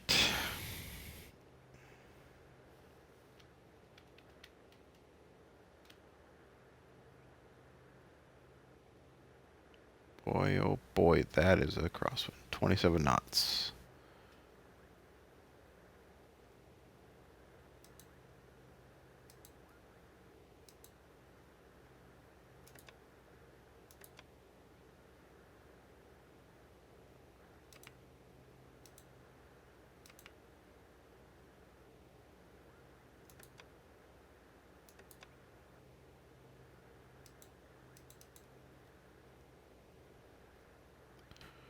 We're going on a little bit sideways.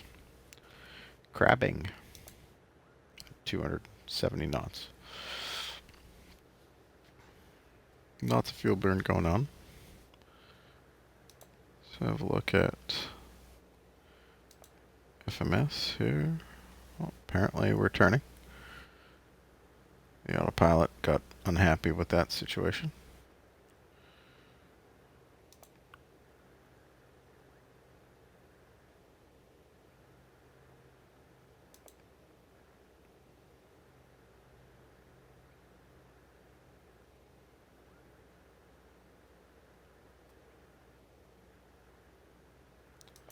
Normal procedures. Anywhere.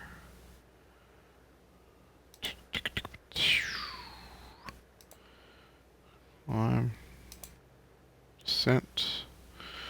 Pressurization is good.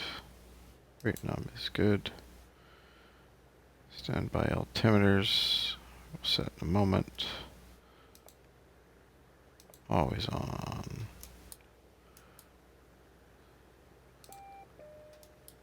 Boom. Welcome aboard.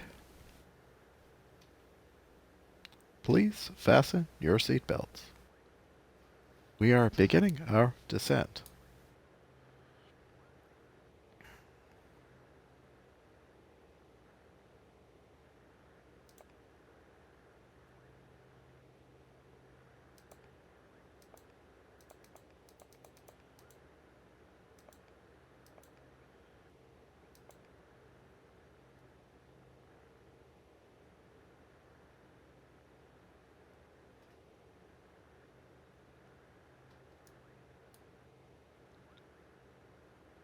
Reply. Let's have a look. So HSI, nothing yet.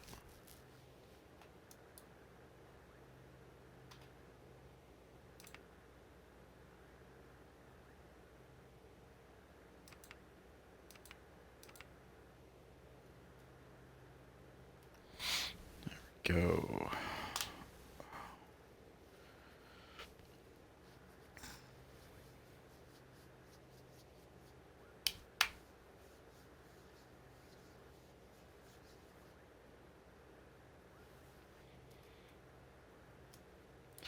Wunderbar.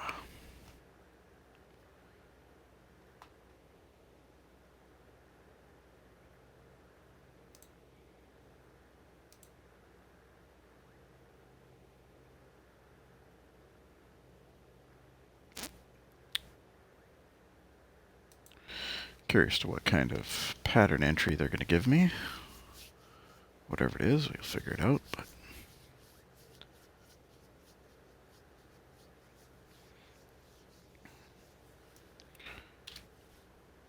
set altimeter.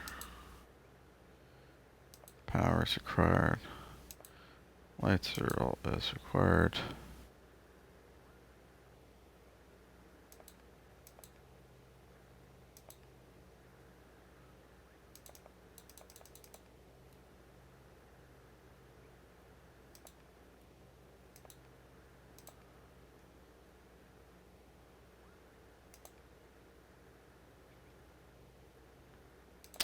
Before landing. Approach speeds. Let's have a look.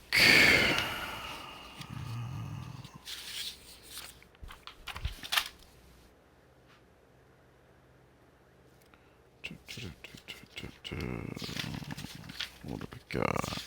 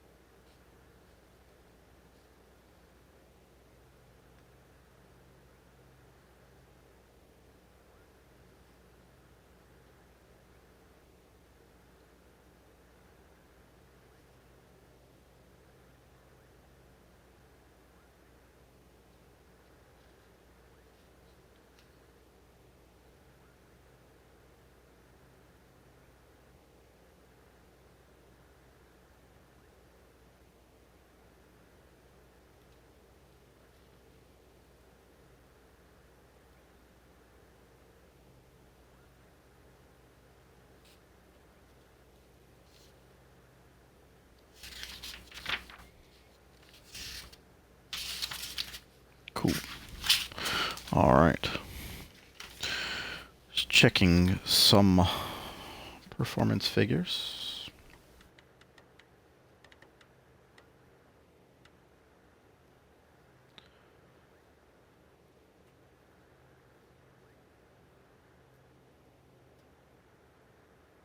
Wondering when when that ADF is going to come in.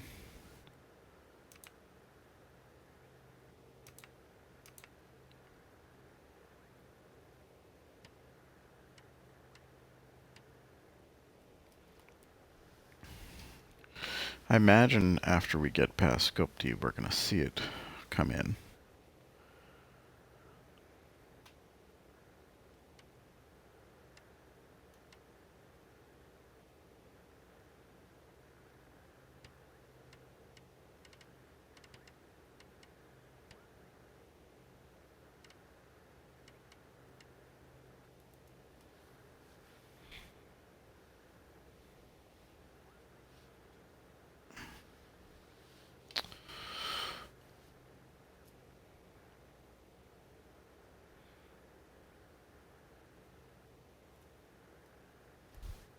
Actually, that's what I didn't check.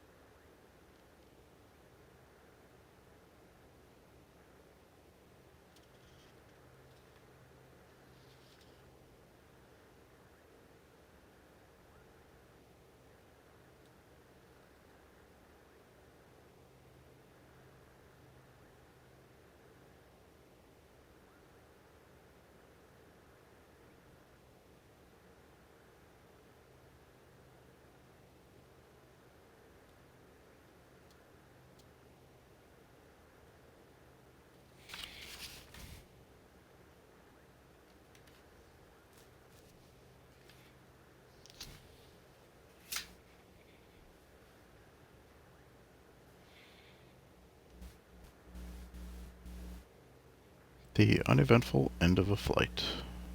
Always fun.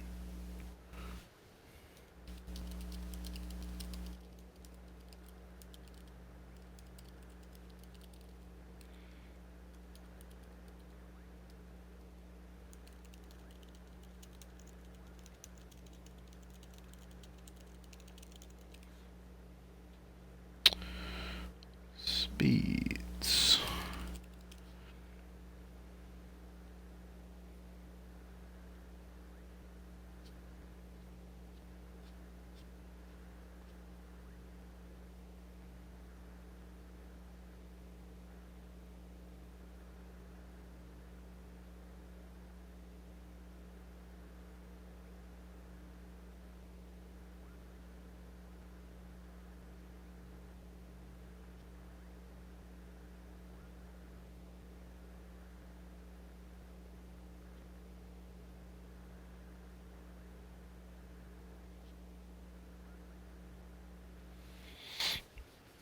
Let's see.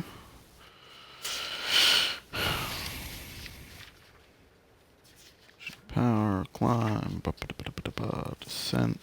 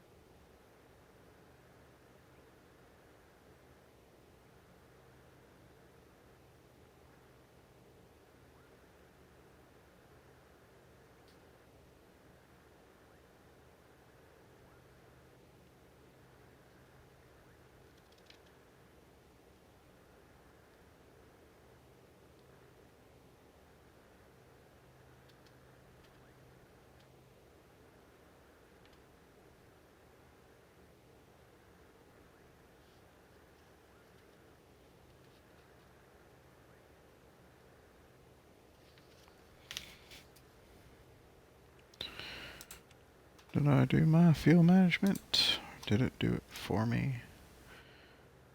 So 1,976. 975. Enter. Enter. 1173. So 12,000. 111 would be my VREF. So 121, 120. 120, 121. Oh, poke myself in the glasses.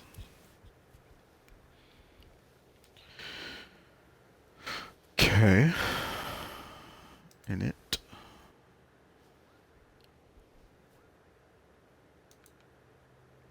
Message. What message? Caution, fly pad. Yeah, I know. Thanks, Chief.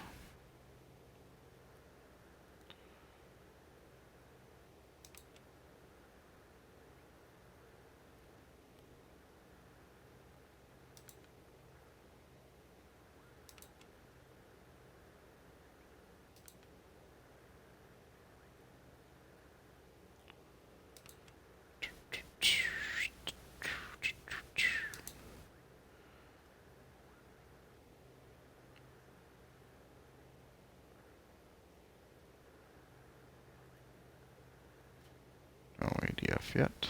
Oh, oh. There it is.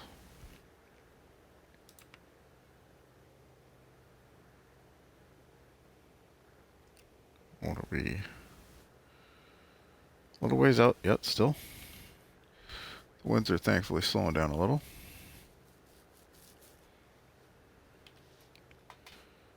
Looks like we're gonna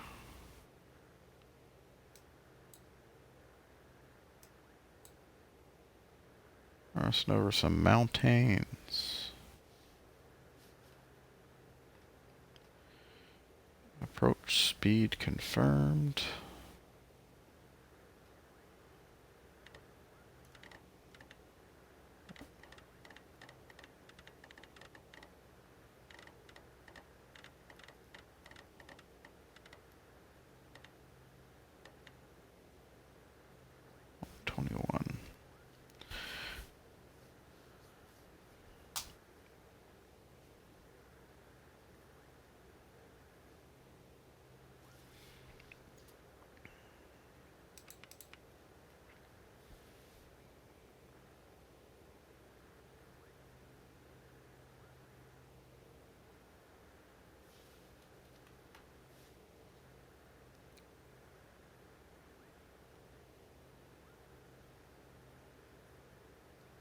$264, $254. Yep. This thing is still pretty darn quick. Beechcraft 6 Bravo Papa. Descend and maintain 6400. Descend and maintain 6400. Descend and maintain 6400. 6 Bravo Papa.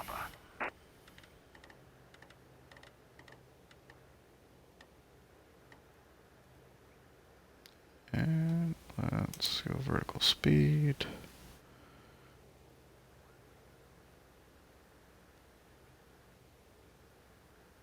Definitely gonna pull back on that power. Otherwise we're gonna overspeed for sure.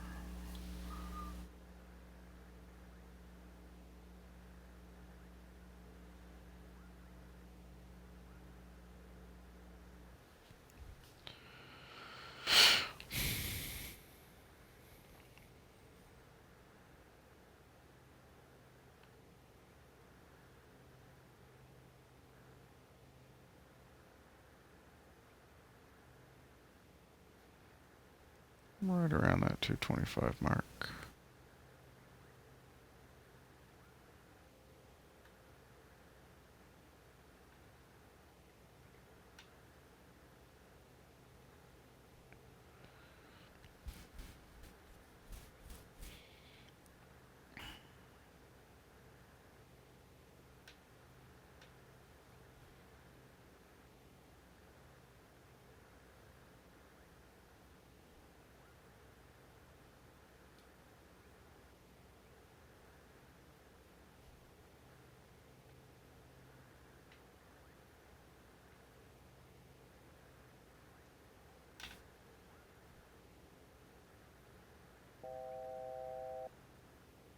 Thousand feet to go.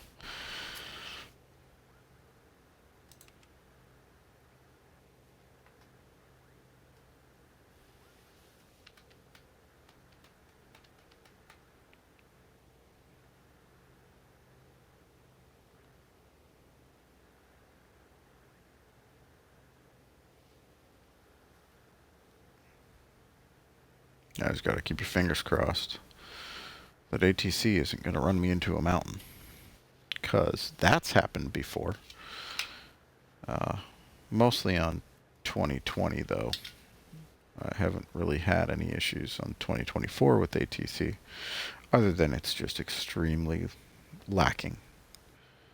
But on 2020, I have had it telling me to descend into the side of a mountain, which was interesting, I guess.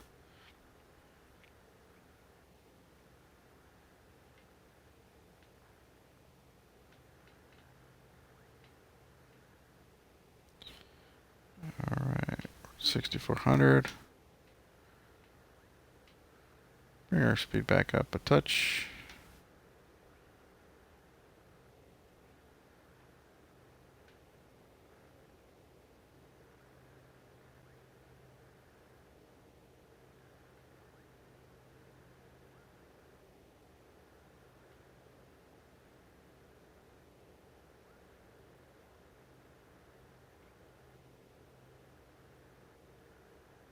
Beechcraft 6 Bravo Papa, contact Kamchatka Center on 133.8. Good day. 133.8, 6 Bravo Papa. 133.8, Beechcraft 6 Bravo Papa. Kamchatka Center, Beechcraft November 7-8, 6 Bravo Papa, 6,400. Beechcraft November 7-8, 6 Bravo Papa. Kamchatka Center, QNH 1006, radar contact. Continue to uniform kilo.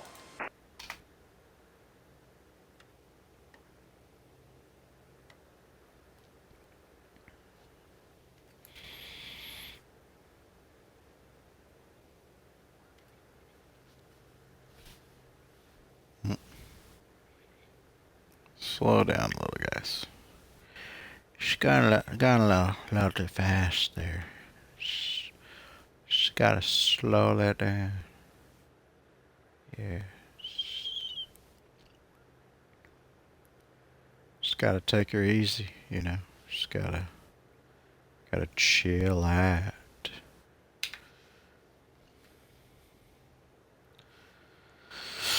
Approach speed. Oh, we're gonna approach 150 to 160. Cross threshold around 120. Pressurization.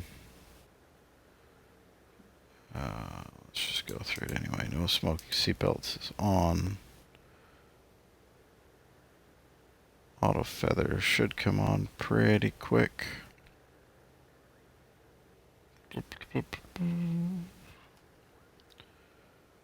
Let's see.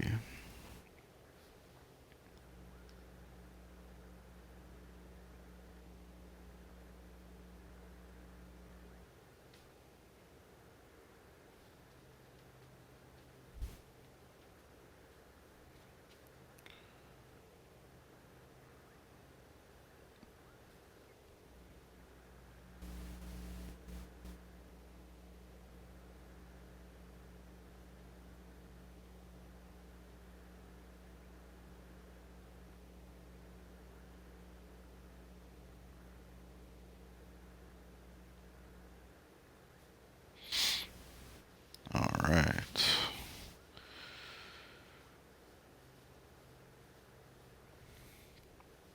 That ADF needle's probably going to start swinging funny soon. Well, not that soon, I guess. We got a little ways to go.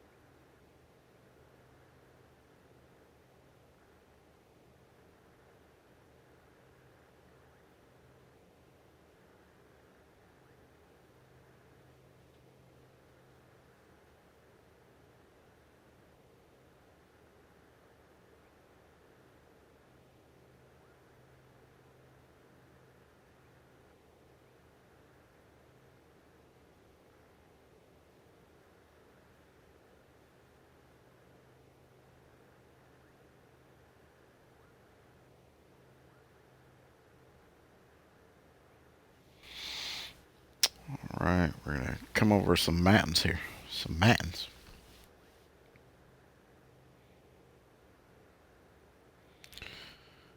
Alright.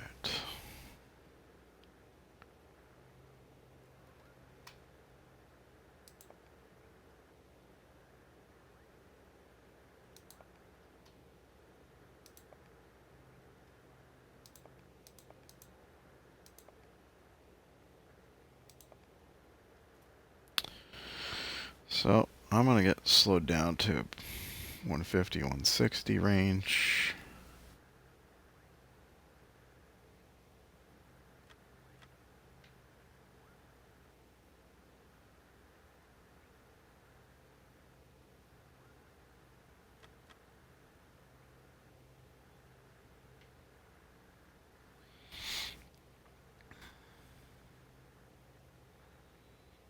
So we do not have long to go.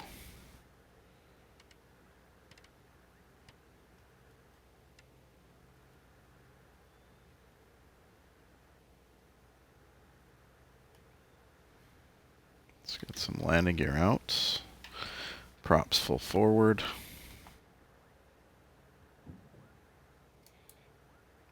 Go auto feathers armed. Prop sync off.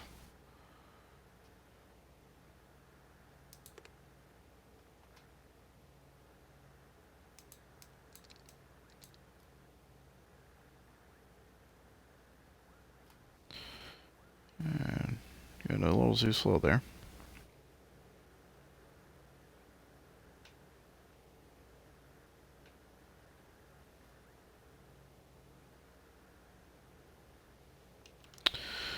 Okay. And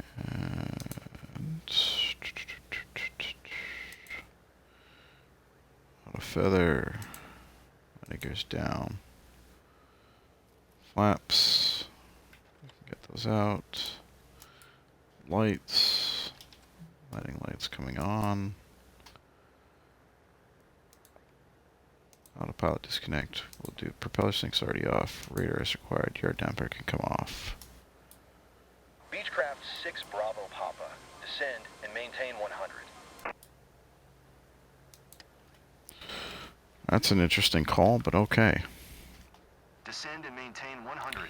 Beechcraft 6 Bravo I'm gonna go like 1200 instead.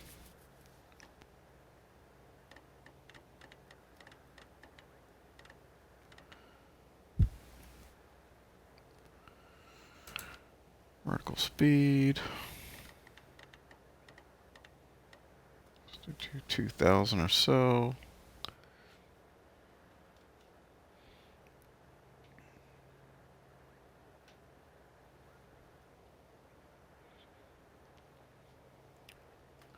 I always have a peek at the airport. We're gonna do a flyover. And likely some form of like a teardrop entry. I'm thinking.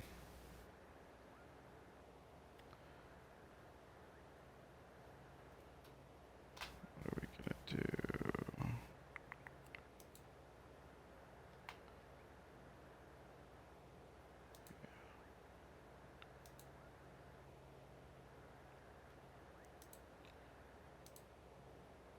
Sit up, sit.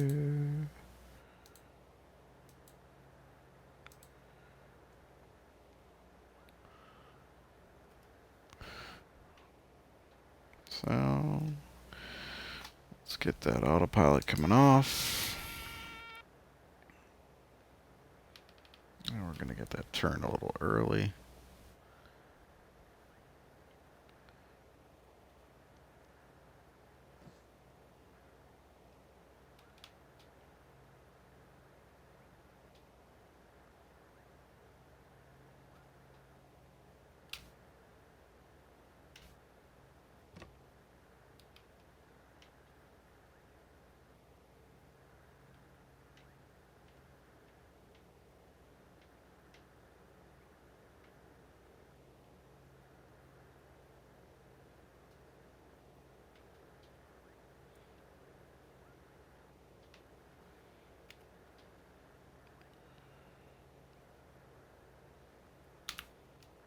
Cancel Kamchatka Center, IFR. Beechcraft 6 Bravo Papa would like to cancel IFR. Beechcraft 6 Bravo Papa, IFR flight plan is canceled. Radar service terminated. Squawk 7000. Maintain VFR. Frequency change approved. Good day.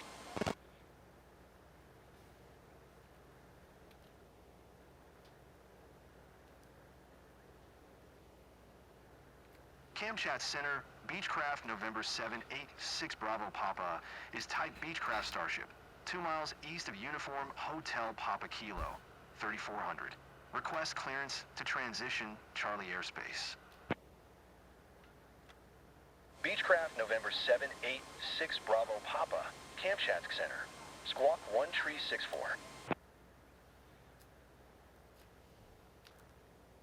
Squawk 1364, Beechcraft 6 Bravo Papa. Beechcraft 6 Bravo Papa, radar contact 3 miles northeast of Uniform Hotel Papa Kilo, 3400. Cleared through the Charlie airspace. Maintain own navigation. Cleared through the Charlie airspace. Beechcraft 6 Bravo Papa.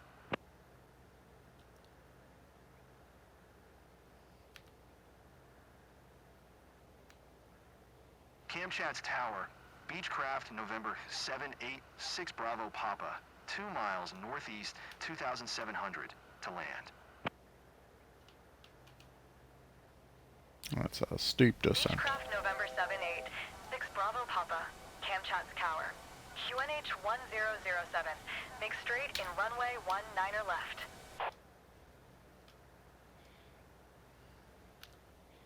Fly straight in runway 19er left, Beechcraft 6 Bravo Beechcraft Papa. 6 Bravo Papa, wind 026 at 4. Cleared to land. Clear to land runway 19er left, Beechcraft 6 Bravo Papa. We're coming like a Cessna on fire. Let's do this. Get rid of that. Slight tail end.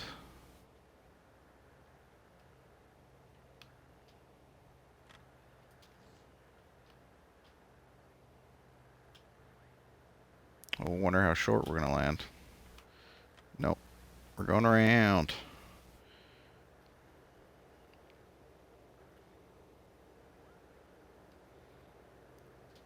That was all kinds of funky junky.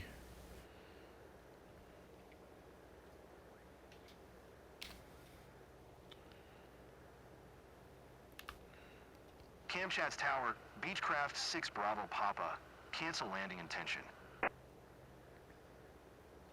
Beechcraft 6 Bravo Papa, your cancellation is received.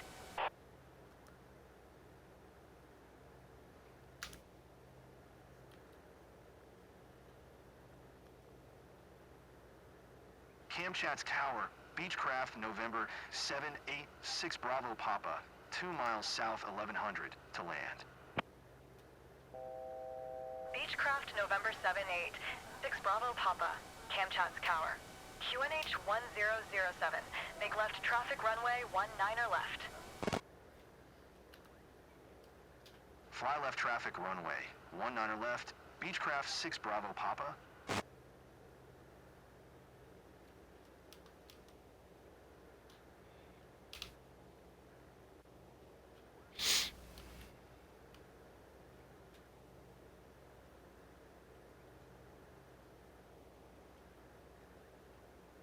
Should probably come down on that altitude, seeing as runway here is roughly 100 feet above sea level.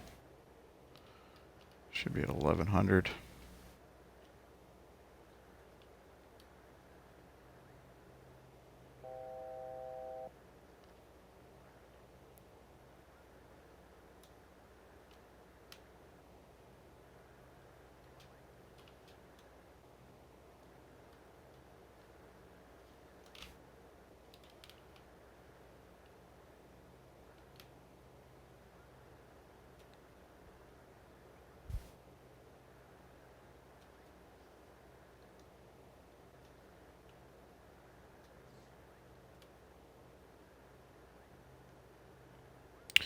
Already configured. So just slow down. Gears down. Flaps down. Autopilot yaw adapter off.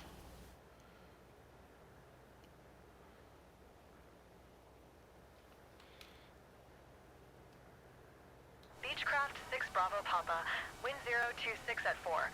Cleared to land runway 19er left. Clear to land runway 19er left. Beechcraft 6 Bravo Papa.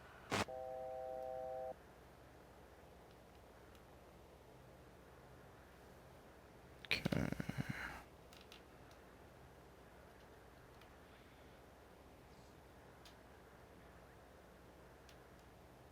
Let's make our base.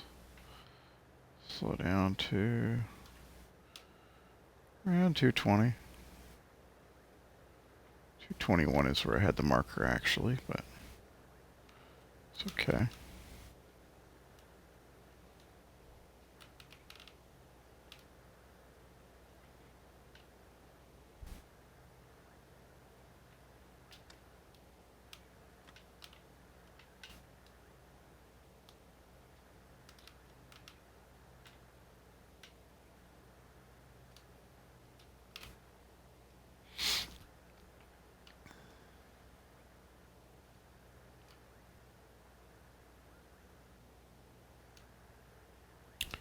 Forward wings are all forward. That looks so cool. It's like an F-14, except not as cool as an F-14.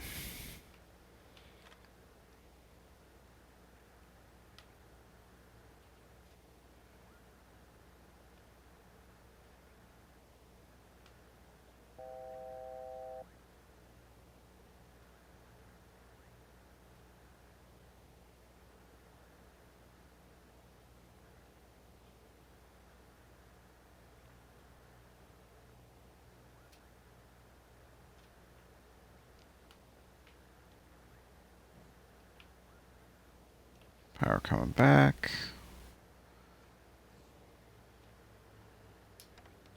Power's idle.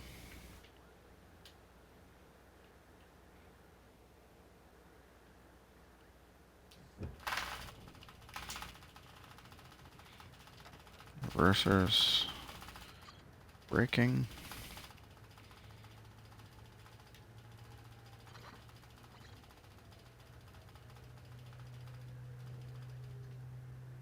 Beechcraft 6 Bravo Papa, exit runway when able.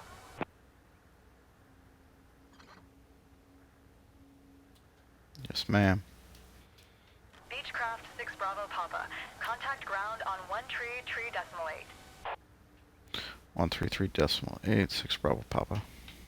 Going to 133.8. Beechcraft 6 Bravo Papa.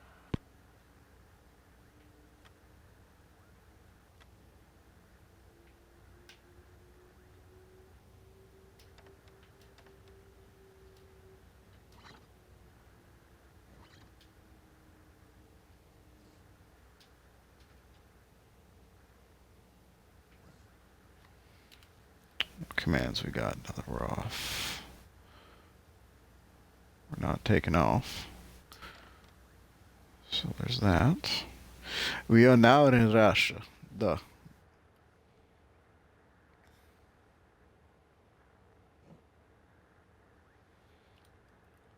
До свидания, comrade. Go park next to the building, because we're spatial.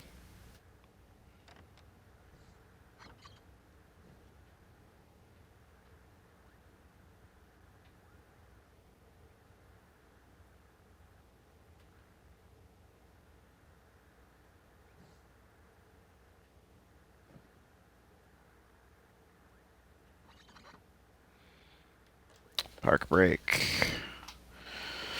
Let's pull up our checklist for shutdown. That's one we can get to right away. Our heaters.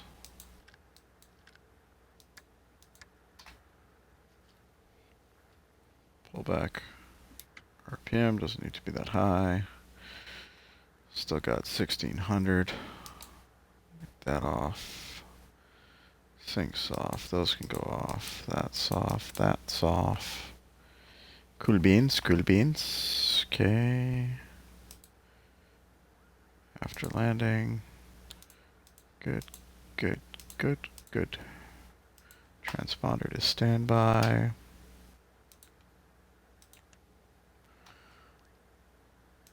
Lights as required. Excuse me.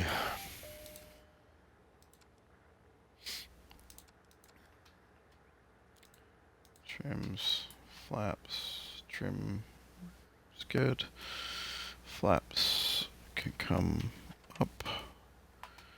Shut down and secure. Park brake set, pushed off. Go, engine, that's all off. Blade air, heat. Battery is charged. ITT is stabilized. Propellers, we can go feather.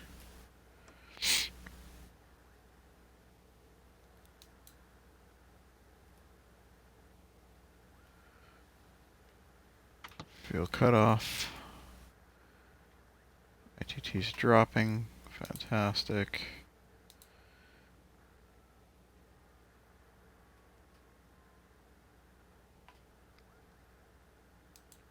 Gen switches can come off. Standby is coming off. Pilots and instrument displays coming off. We can unplug. Chocks, pidots, engine covers can be installed. Chocks out, no longer need the parking brake. Sternal covers all installed. We are landed. Gas, battery can come off. We're here. We're in Russia. Duh. Well, that was a good one. We finally made it to Russia. Took a couple flights longer than anticipated, but we got here. So I'd like to thank everybody for joining me on this one. I'm going to try to get on again this evening and see if we can make our way down the coast of Russia here towards Japan, because I want to get in and do some flying around in Japan, which should be enjoyable when we get there. Anyway, thanks for joining me, and we'll catch you next time.